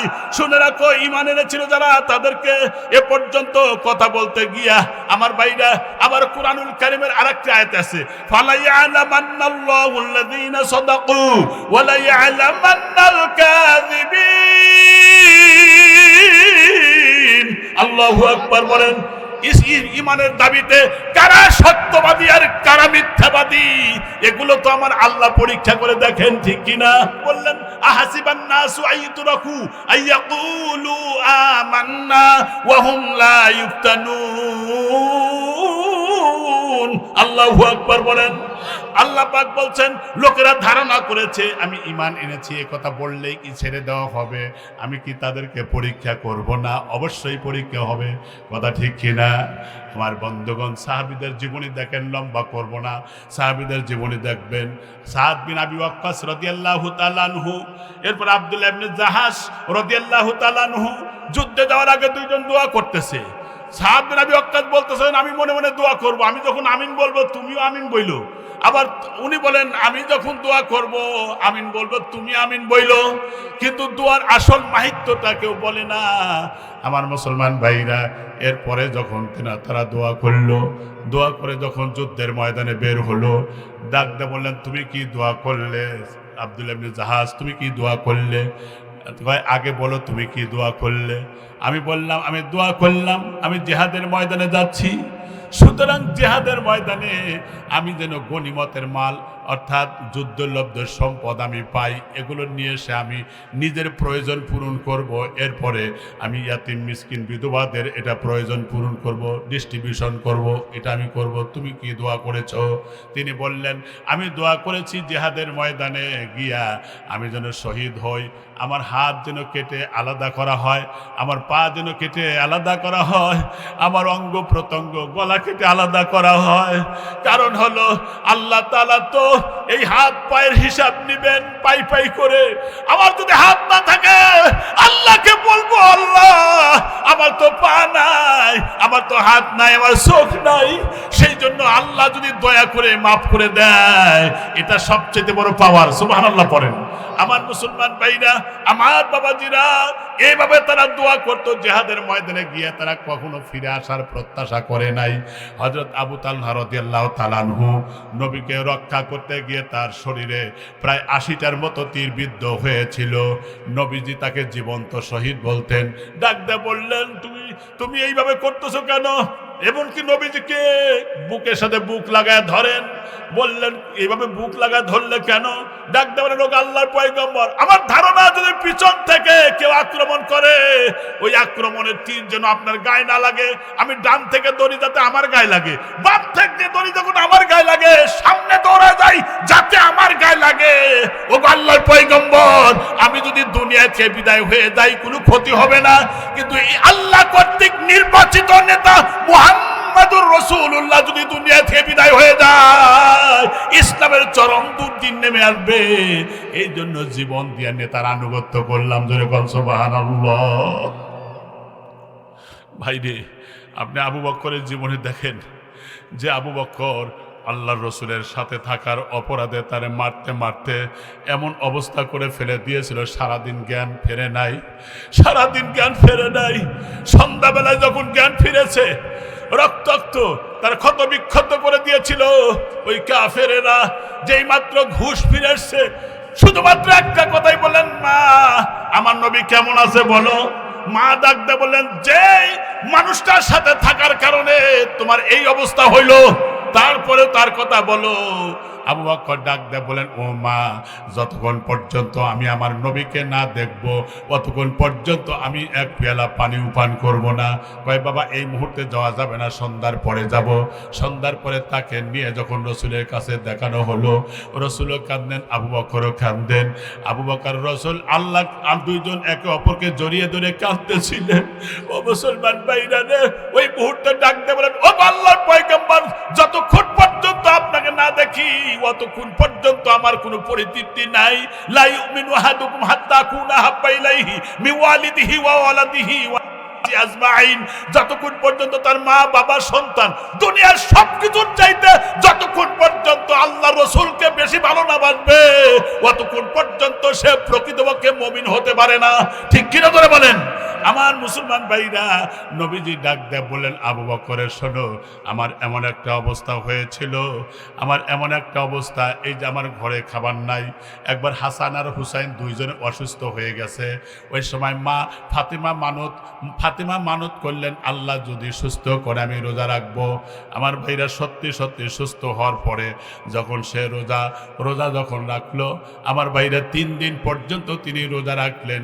ঘরে খাবার নাই, সামান্য খেজুর আর জমজম কূপের পানি খেয়ে যখন রোজা রাখেন, একদিন ইহুদির বাড়ির সুতা, পশমি সুতা তোলার কারণে যে জব পেয়েছিলেন সেটা পিষা তিনি 5টা রুটি বানিয়েছিলেন। যখন ইফতার করবেন, একজন সায়েল এসে ডাক দিয়ে বলতেছে, আমি চূড়ান্ত ক্ষুধার্ত। 5টা রুটি বানাইছিলেন, একটা ফাতেমা খাবেন, একটা আলী খাবেন, একটা হাসান, একটা হুসাইন, একটা তাদের গোলাম ফিদ্দা, এই 5 জন খাবেন।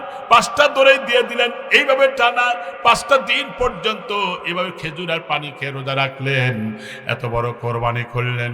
একবার হযরত ফাতেমা বারবার সন্তান খাবার চাই বলে দিতে পারে না, মনক্ষুণ্ণ হয়ে তিনি মুসাল্লায় থেকেই ওঠেন না। আল্লাহ রসুল জানতে পেরে আসলেন আর বললেন, ও না, মা তো খাবার দেয় না, মুখের দিকে তাকানো যায় না। নবীজি তো হাসান হুসেনকে সন্তানদের এত ভালোবাসছেন। হাদিস কিতাবের মধ্যে আসছে, আল্লাহ রসুল একবার খুতবা দিতেছিলেন, ওই ফাঁকে দেখলেন হাসান হুসাইন আসতেছে, একজন পড়ে যায় আরেকজন পড়ে যায়, ছোট মানুষ। খুতবা বন্ধ করে দিয়া নবীজি সাহাবায়ে কেরামের মাঝখান দিয়া গিয়া সন্তানকে কোলে করে নিয়ে আনলেন, একটাকে কোলে করে নিয়ে এই খুতবা দিলেন। এত আদর করতেন, সুবহানাল্লাহ পড়েন আমার মুসলমান ভাইরা। সেই ফাতেমার ঘরে যখন গেলেন, বললেন, ফাতেমা দরজা খোলো। ফাতেমা ক্ষীণ কণ্ঠে ডাক দেয়া বললেন, বাবা আমার তো পেটে খাবার নাই, উঠতেও পারি না, মাথায় যে একটা কাপড় দিয়ে আসবো এরকম অতিরিক্ত কাপড়ও আমার নাই। নবীজি বললেন, আমিও 3 দিন পর্যন্ত খাই নাই, আমার রুমালটা মাথায় দিয়ে তুমি আসো। রুমালটা যখন দিয়ে দিলেন, মাথায় দিয়ে যেই মাত্র দরজা খুললেন, নবীজিও কাঁদেন, ফাতেমাও কাঁদেন। আল্লাহ জিব্রাইলকে পাঠায় দাও, যাও জিব্রাইল, আমার নবীর কান্নার কারণে আরশ পর্যন্ত থরথর করে কাঁপতেছে, আল্লাহু আকবার বলেন। তারা যেন কান্না বন্ধ করে দেয়, কারণ নবীজি বলেছেন, আল্লাহ রসুল বলেছেন, লিইজআলা লি বাতহান মাক্কাতা যাহাবা ফাকুলতু লা রাব্বি ওয়ালাকিন আসবাউ ইয়াওমা আজুয়া ইয়াওমান ফাইজা দুতু তাদরুআতু ইলাইক। আল্লাহ রসুল বলেন, আমার জন্য মক্কার পাহাড়কে স্বর্ণ বানায় দিতে চেয়েছেন, কিন্তু আমি তা বলছি না, আমি এটা নেব না। আল্লাহ পাক, আমি তো এমন ক্ষুধার্ত থাকবো, একদিন খানা খাবো, যেদিন ক্ষুধার্ত থাকবো সেদিন বেশি করে কান্নাকাটি করবো আল্লাহর দরবারে, কারণ চোখের পানি দিয়ে ছাড়লে আল্লাহ পাক বেশি পছন্দ করে। এ মুসলমান, হযরত ওমর কাঁদতে কাঁদতে 2 চোখের কোনা পর্যন্ত কালো দাগ পড়েছিল। সাহাবীরা বললেন, চিকিৎসা করলে তো ভালো হতে পারে, চিকিৎসা করেন। হযরত ওমর ডাকতে বলেন, না আমি চিকিৎসা করব না, কারণ হাসরের ময়দানে অথবা বিচারের সম্মুখীন হওয়ার পরে আল্লাহ যদি বলে, ওমর রে তোর এত কালো দাগ হয়েছে কেন? ডাক দিয়ে বললেন, আল্লাহ তোমার ভয়ে, কবরে ভয়ে কাঁদতে কাঁদতে আমার চোখের এই অবস্থা হয়ে গেছে, সেই জন্য আমি এটা চিকিৎসা করি নাই, যাতে করে এর ওসিলে আমারে মাফ করো। মুসলমান ভাইরা, আব্দুর রশিদ গাঙ্গুহির জীবনী দেখলাম, তিনি যখন কাঁদতে কাঁদতে একবার অন্ধ হয়ে গিয়েছিলেন প্রায়, ডাক দিয়ে বলেন, চিকিৎসা করেন। কয় হয় না, চিকিৎসা করব না। আল্লাহ যদি আমারে জিজ্ঞাসা করে কেন অন্ধ হয়েছো, আমি তখন বলবো আল্লাহ তোমার ভয়ে কাঁদতে কাঁদতে অন্ধ হয়ে গিয়েছি, অন্তত এ কারণেই তুমি আমারে মাফ করে দিও। আল্লাহু আকবার বলেন। অথচ তারা ছিলেন আশারায়ে মুবাশশিরিন, 10 জন সাহাবী দুনিয়ার থেকে জান্নাতের টিকিট পেয়েছিলেন। অথচ তারা কিভাবে কেঁদেছেন, কিভাবে পরকালকে ভয় করেছেন, কিভাবে চোখের পানি ছেড়ে দিয়েছেন। দুনিয়া হযরত আবু বকরের জীবনী দেখেন, আবু বকর রাদিয়াল্লাহু তাআলা আনহুর জীবনী পড়তে গিয়ে এক জায়গায় পাইলাম আবু বকর সেই মজমার ভেতরে উপস্থিত ছিলেন। রসুল ডাক দেয়া বলেন, আজকে এমন কেউ আছো যে ইতিমকে সাহায্য করেছো? আবু বকর বললেন, হুজুর আমি করেছি। আবার বললেন, এমন কে আছে এই মজমার মধ্যে যে আজকে কোনো জানাজায় শরীক ছিলে?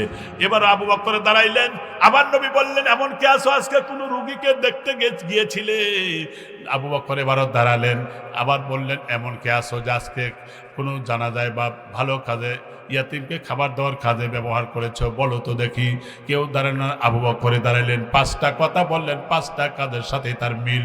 আল্লাহর নবী বললেন, এতগুলো গুণ যার মধ্যে আছে সে আমার সাথে জান্নাতে চলে যাবে।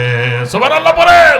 এ মুসলমান, শুধু তাই না, জান্নাতের যে দরওয়াজাগুলো থাকবে, 8টা দরওয়াজা, প্রত্যেক দরজা থেকে আবু বকরের নাম ধরে ধরে ডাকবে আর বলবে, আমার ভিতর দিয়ে ঢোকো, আমার ভিতর দিয়ে ঢোকো। সুবহানাল্লাহ পড়েন। সেই আবু বকর বলেছে, ইয়া লাইতানি কুনতু শাজার, দুর্ভাগ্য আমি যদি গাছের পাতা হইতাম। হয়তো পড়ে গেলে পড়ে সেই পাতা হয় পশু পাখি খেয়ে ফেলতো, না হলে জ্বালানি কাজে ব্যবহার হইতো, আমার হিসাব দেওয়া লাগতো না। ইয়া লাইতানি কুনতু তুরাবা, বলবে লোকেরা যদি মাটি হয়ে যেতাম হিসাব দেওয়া লাগতো না। লামাত্তাখিযু ফুলানান খালিলা, যদি ওই ধরনের বাজে নেতাদেরকে বন্ধু বান্ধব না বানাইতাম তাহলে আমার কতই না ভালো হইতো। আতানাল্লাহ ওয়া আতানার রাসূলা, যদি আল্লাহ আল্লাহ রাসূলের আনুগত্য করতাম জীবনটা কতই না ধন্য হয়ে যেত, কিন্তু সেটা হয়নি। এই আফসোস করতে থাকবে। আজকে আমাদের কোন অবস্থা? 5 ওয়াক্ত নামাজও নাই মুসল্লিদের, ফজরের নামাজের সঙ্গে মসজিদে মুসল্লি পাওয়া যায় না, মসজিদে মুসল্লি পাওয়া যায় না। বিশ্বাস করেন, এশার নামাজ ফজরের নামাজ পড়ে না। আল্লাহর কসম, টাটকা মুনাফিক সে, টাটকা মুনাফিক সে। নামাজ নাই, খবর নাই। ইমাম আর মুয়াজ্জিন থাকোগা আমার সামনে একবার, আমি নাম বলবো না, ওইভাবে বলবো না, কারণ ওই যে মিডিয়ায় কথা যাইতেছে। হ্যাঁ, এই জন্য একটা বলবো না। কারণ কথাটা কি, কথাটা ছিল এই যে দেখা গেল যে তারাবির নামাজে খতম পড়বে কে কে আর না পড়বে কে কে। খতম না পড়ার পক্ষে বেশি মানুষ পাওয়া গেল। তখন আমি ধমক মানলাম যে সারা বছর না, জীবনে 2-1 খতম দিছাও না তোমরা, এখন খুঁজে মুজে দেখি যে না, কোরআন শরীফ পড়া জানেই না। তো জানোই নেই, একটা মাস যদি একটা নফল আদায় করলে যদি ফরজের সমান হয়, একটা ফরজ যদি 70টা ফরজের সমান হয়, 1 খতম তেলাওয়াত হাফেজের পিছন থেকে দাঁড়ায় শোনো, অন্তত 70 খতমের তো সওয়াব পাইবে। সুবহানাল্লাহ পড়লেন না? আর আমি যখন ফতোয়া দিলাম, আর কি বিরোধিতা করার কেউ আছে? আর বিরোধিতা করার কেউ নাই। এখন আরেকজন কয় যে যারা খতম পড়াবার জন্য হাফেজ রাখে, ওই সমস্ত লোকেরাই খতম তারাবি পড়ে না, বাড়িতে যা থাকে। এটা বাস্তবতা দেখা যায় অনেক সময়, তারা এর সাথে সম্পৃক্ত থাকে না। কথা ঠিক কিনা? কেন থাকবেন না? তখন আরেকজন কয়, ইমাম আর মুয়াজ্জিন থাকলেই তো হয়ে গেল। এই কথা কোয়ার জন্য আমি এতগুলো কথা বললাম। ইমাম আর মুয়াজ্জিন থাকলেই তো হইলো, মরগা। কিন্তু ইমাম আর মুয়াজ্জিনের ব্যাপারে যদি বেতন বাড়ানোর কথা কয়, চেহারায় আমাবস্যার রায় তো যায়। ঠিক কিনা? তুমি যখন ভালো মাছ কেনো কয় টাকা লাগে হিসাব করো না? তোমার বোন লাগে তেল সাবান কেনো কয় টাকা লাগে হিসাব করো না? তোমার যেমন ওই কাটারি চাউলের ভাত ভালো লাগে, ইমামেরও তো ভালো লাগার কথা। তোমার সন্তান অসুখ হয়েছে, ওষুধ কিনতে হয়, টাকা কয় টাকা খরচ হয়, ইমামের তো ছেলেমেয়ের অসুখ বিসুখ আছে। তাহলে তুমি ভালো থাকবা, ইমাম না খায়া থাকবে, গোড়ার দিন তোমার নামাজ হবে। দিবেরই চায় না, মনে দিতেই চায় না ইমামকে। ভাই আপনারা কেউ কিন্তু আমার কয়া দেন নাই। হ্যাঁ, আবার কেউ মাইন্ড করে হুজুরটা মনে কয়া দিতে, আর কসম করে বলতেছে আমার কয়া দেয়নি এগুলো। কিন্তু আমার মনের আবেগী কথা আমি বলতেছি। ইমামের ব্যাপারে এইরকম একবারে ন্যারো মাইন্ডের পরিচয় দেয়, সংকীর্ণ মনার পরিচয় দেয়। কথা ঠিক কিনা? অথচ সে কিন্তু ইমাম, মহল্লার মধ্যে সে ইমাম। অথচ এই ইমামের ব্যাপারে মানুষের এই নেগেটিভ ধারণা। হুজুর ঘুরে এত টেহা লাগবে কেন? তো আল্লাহ রহমতে যারা মাসে 1 লক্ষ টাকা কামাই করে,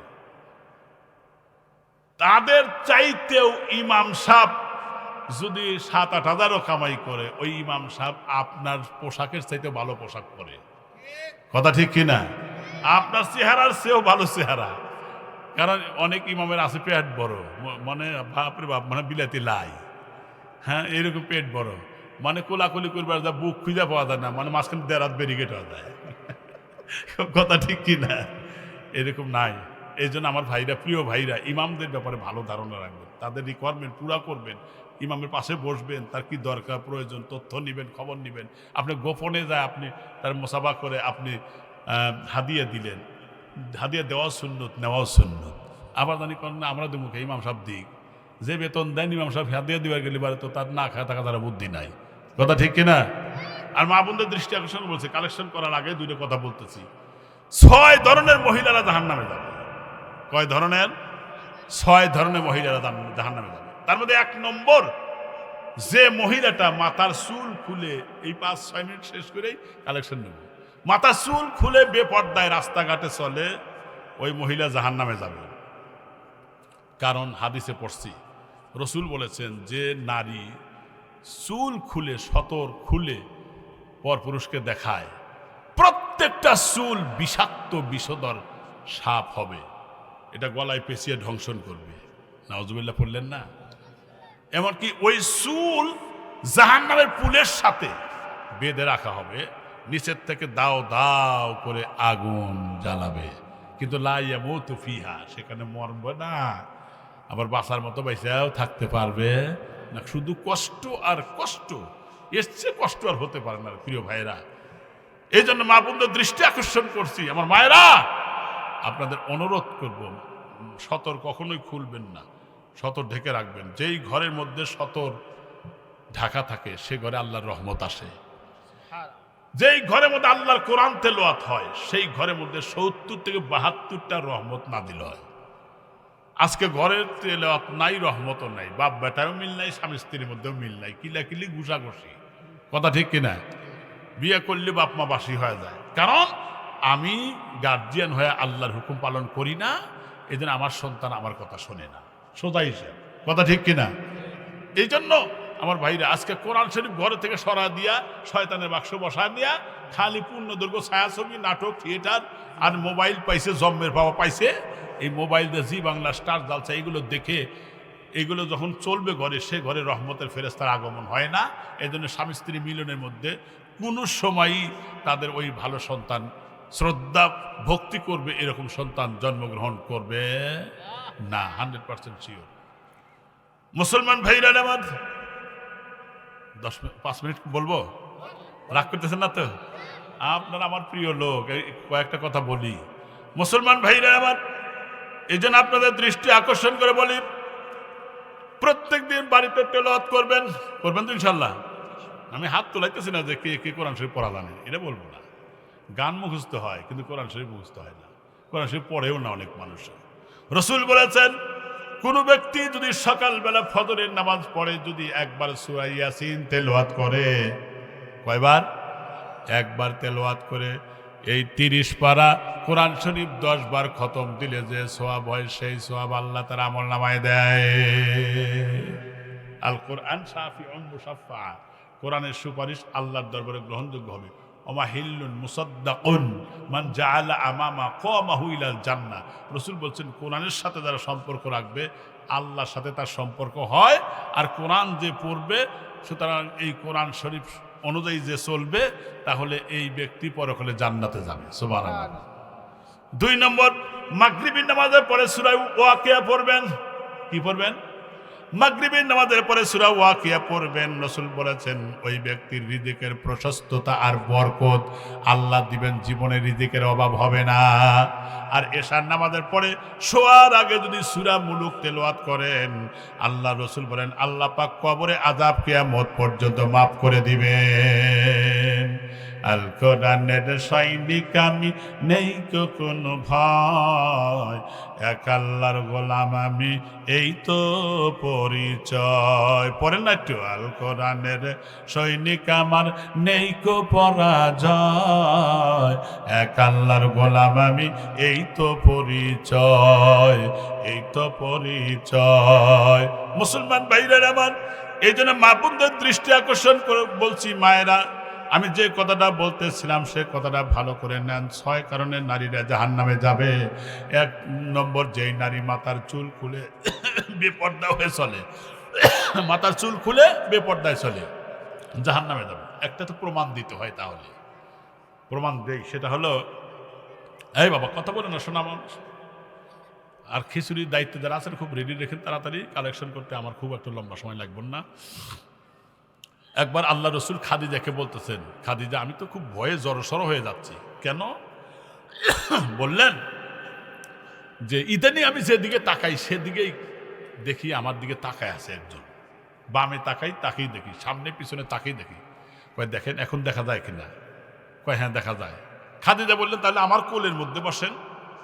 কোলের মধ্যে বসলেন। এরপরে খাদিজা মেয়েদের মাথার চুল থেকে পায়ের তালু পর্যন্ত সতর এরকম ঢাকলেন, নবীকে উরুর উপরে বসায়া মাথার চুল বের করলেন, কাপড়টা সরাইলেন, মানে সতর খুললেন। খাদিজা বললেন দেখেন এখন কি দেখা যায়? কয় না এখন আর দেখা যায় না তাকে। কয় তাহলে আমার কোল থেকে উঠে একটু দূরে দাঁড়ান। রসুল দূরে দাঁড়ালেন। খাদিজা আবার মাথার উপরে কাপড় নিয়ে চুল ঢাকলেন। কয় এখন দেখা যায়? কয় এখন দেখা যায়। কয় নিঃসন্দেহে এটা আল্লাহর রহমতের ফেরেশতা, সুবহানাল্লাহ। কারণ যেখানে সতর খোলা থাকে রহমতের ফেরেশতার আগমন হয় না, এটাই আমি প্রমাণ করে দেখাইলাম, সুবহানাল্লাহ বলেন। এই জন্য মেয়েরা মাথার চুল খুলে বেপর্দায় রাস্তাঘাটে থাকবেন না। 2 নম্বর, যে নারী স্বামীর সাথে তর্ক বিতর্ক করে, স্বামীকে অশ্রদ্ধা করে, অসম্মান করে, নবীজি বলেন ওই নারী জাহান্নামে যাবে। রসুল বলেছেন ইদা দুইয়ার রজুল ইমরাইলা ফিরাশিহি, যখন কোনো মহিলাকে তার স্বামী ডাক দেয় তার প্রয়োজনে বিছানার দিকে, সে যদি অস্বীকার করে তার জীবনে সব নেকি বরবাদ। হাত্তা তুসবিহা, রাত পর্যন্ত, রাত থেকে একবারে ফজর পর্যন্ত যদি রাগ করে কাটায়, এই মহিলা যদি মারা যায়, স্বামী যদি তার আচরণে অসন্তুষ্ট থাকে, জাহান্নামে যাবে, রসুলের হাদিস। আর যে মেয়ে মারা গেল তার আচার ব্যবহারে স্বামী সন্তুষ্ট, আলা রাদিন দাখালাল জান্নাহ, রসুল বলেছেন ওই স্ত্রী আল্লাহর জান্নাতে চলে যাবে, সুবহানাল্লাহ বলেন। চিন্তা করা যায়, রসুল বলেছেন কোন স্বামী যদি স্ত্রীর কপালে একবার চুমো দেয়, 3 জায়গায় চুমা দেওয়া সুন্নত, 1 কপালে, 2 গালের নরম জায়গায়, 3 হাতের এই জায়গায়, এই 3 জায়গায় চুমো দেওয়া সুন্নত। এক একটা চুমোর বিনিময়ে আল্লাহ আপনারা আর স্ত্রীর 1000 করে নেকি দিবেন, সুবহানাল্লাহ। নিজের দেখল আবার আর একটা দিয়ে গুড়ি খায় না কেউ, সোজা কথা। 2 নম্বর, কোন স্বামী যদি স্ত্রীকে 1 লোকমা খানা খাওয়া দেয়, বুখারী মুসলিমের হাদিস, আর স্ত্রীও স্বামীকে 1 লোকমা খানা খাওয়া দেয়, প্রতি লোকমায় 100 করে নেকি। আর 2 জন যতক্ষণ খানা খাচ্ছে, একে অপরকে খাওয়া দিচ্ছে, অতক্ষণ তাদের জীবনের সমস্ত সগীরাগুলো ঝরে ঝরে পড়ে যাইতেছে, সুবহানাল্লাহ বলে, পরিষ্কার সহিহ হাদিস। আর একটা হাদিসে আসছে রাসূল সাল্লাল্লাহু আলাইহি ওয়াসাল্লাম বলেছেন স্বামী স্ত্রী যদি একই বিছানায় একই কম্বলের নিচে ঘুমায়, সারা রাত একজন ফেরেশতা তাদের জন্য দোয়া করে। রাগ করে আবার 2 জন 2 ঘরে শুয়েন না, এদের মোহব্বত যেন থাকে। বন্ধুগণ, আর একটা হাদিসে দেখলাম, সম্ভবত মুসলিম আবু দাউদ শরীফের হাদিস, রাসূল বলেছেন যে ঘরে স্বামী আর স্ত্রী 2 জন তাহাজ্জুদের নামাজ বা নফল নামাজ পড়ে, সেই ঘরে কখনো অশান্তি হবে না। আর স্বামী স্ত্রী মিলনের আগে যদি 2 রাকাত নামাজ পড়ে মিলন করে, প্রতিবার মিলনের বিনিময়ে 1টা করে উট কোরবানির সওয়াব আল্লাহ স্বামী স্ত্রীর আমলনামায় দিয়ে দিবেন, সুবহানাল্লাহ বলেন। এই জন্য স্বামী স্ত্রীর মধ্যে আন্ডারস্ট্যান্ডিং, মোহাব্বত আর ভালোবাসা এটা চান। এই জন্য দেখেন স্বামীর আনুগত্য না করলে পরে কিন্তু সেই স্ত্রী জান্নাতে যেতে পারবে না। ফাতেমা ছোট্ট একটা আমলের কারণে জান্নাতের নারীদের নেত্রী হইলেন। কি সেই আমলটা? হযরত আলী যুদ্ধের ময়দান থেকে আসছে, ক্লান্ত হয়ে বললেন 1 পেয়ালা পানি দাও। তিনি কাজটা সেরে পানি আনতে গেলেন, দূরে পানি এনে দেখে আলী ঘুমায় গেছে। সারা রাত পানি নিয়ে পাশে দাঁড়িয়েছিলেন ফাতেমা। যখন আজান হলো ফজরের, তখন জাগ্রত হয়ে দেখেন ফাতেমা ডুলুডুলু করতেছে, চোখ বন্ধ হয়ে আসতেছে, ক্লান্ত দেহ। তখন বললেন, দাঁড়িয়ে আছো কেন? কয়, আপনি পানি চেয়েছিলেন, এনে দেখি ঘুমায় গেছেন। কয়, তুমি পানি রেখে ঘুমাইলে পারতে। কয়, না, আপনি যদি সময় মতো পানি না পান, স্বামীর সাথে বেয়াদবি হয়ে গেলে আমার তো জান্নাতের সুযোগ থাকবে না। তখন পানি নিলেন, পান করলেন, আবার পানি এনে দিলেন, উজু করলেন, 2 রাকাত নামাজ পড়ে সেজদারত অবস্থায় দোয়া করলেন, আল্লাহ, নবীর দেহের অংশ, কলিজার টুকরা, নয়নের পুতুলি ফাতেমা আমার সাথে যে ব্যবহারটা করেছে, আমি দারুণ খুশি হয়েছি। আল্লাহ, তুমি তাকে জান্নাতের নারীদের নেত্রী বানায় দিও। তোমার আব্বাকে কইও না, এত রাত কষ্ট করছে, বাবা কষ্ট পাবে। এদিকে ফজরের নামাজ পড়ে রসুল বললেন, আলী কি আসো? জি লাব্বাইক, আসি। চলো তোমার বাসায় যাই। সাহাবীর আশ্চর্য হলেন, নবী তো এইভাবে কোনদিনই যায় না, আমাদের পরামর্শ না দিয়া গেলেন এত দ্রুত। কোনো সাহাবীর পায়ের সাথে নবীর পা লাগে, এরকম কোনোদিনও যান নাই। বললেন, ফাতেমা। ফাতেমা আশ্চর্য হলেন যে আব্বা তো বিয়ে দেওয়ার পরে এত সকালে আমার ঘরে আসে নাই, না জানি কি হয়েছে। ঘরের দরজা খুলে সালাম বিনিময় হওয়ার পরে বললেন, গত রাত্রে পানি নিয়ে কি হয়েছে? মনে করছে মনে হয় বলে দিছে আলী। রসুল বললেন, না, জিব্রাইল ফেরেশতা আমাকে বলে গেছে, স্বামী দোয়া করছে, তুমি পানি নিয়ে রাত ভরা দাঁড়িয়েছিলে, তাই না? কয়, হ্যাঁ। কয়, স্বামীর দোয়ার কারণে জিব্রাইল আমাকে বলে গেছে তুমি জান্নাতের নারীদের নেত্রী হয়ে গেছো। সুবহানাল্লাহ বলেন। আমার মেয়েরাও যদি, মা বোনরাও যদি স্বামী আনুগত্য করে, মহব্বত করে, ভালোবাসা রাখে, শ্রদ্ধাবোধ যদি সত্যি থাকে, তারাও ফাতেমার সঙ্গে জান্নাতি হতে পারবে। সুবহানাল্লাহ বলেন।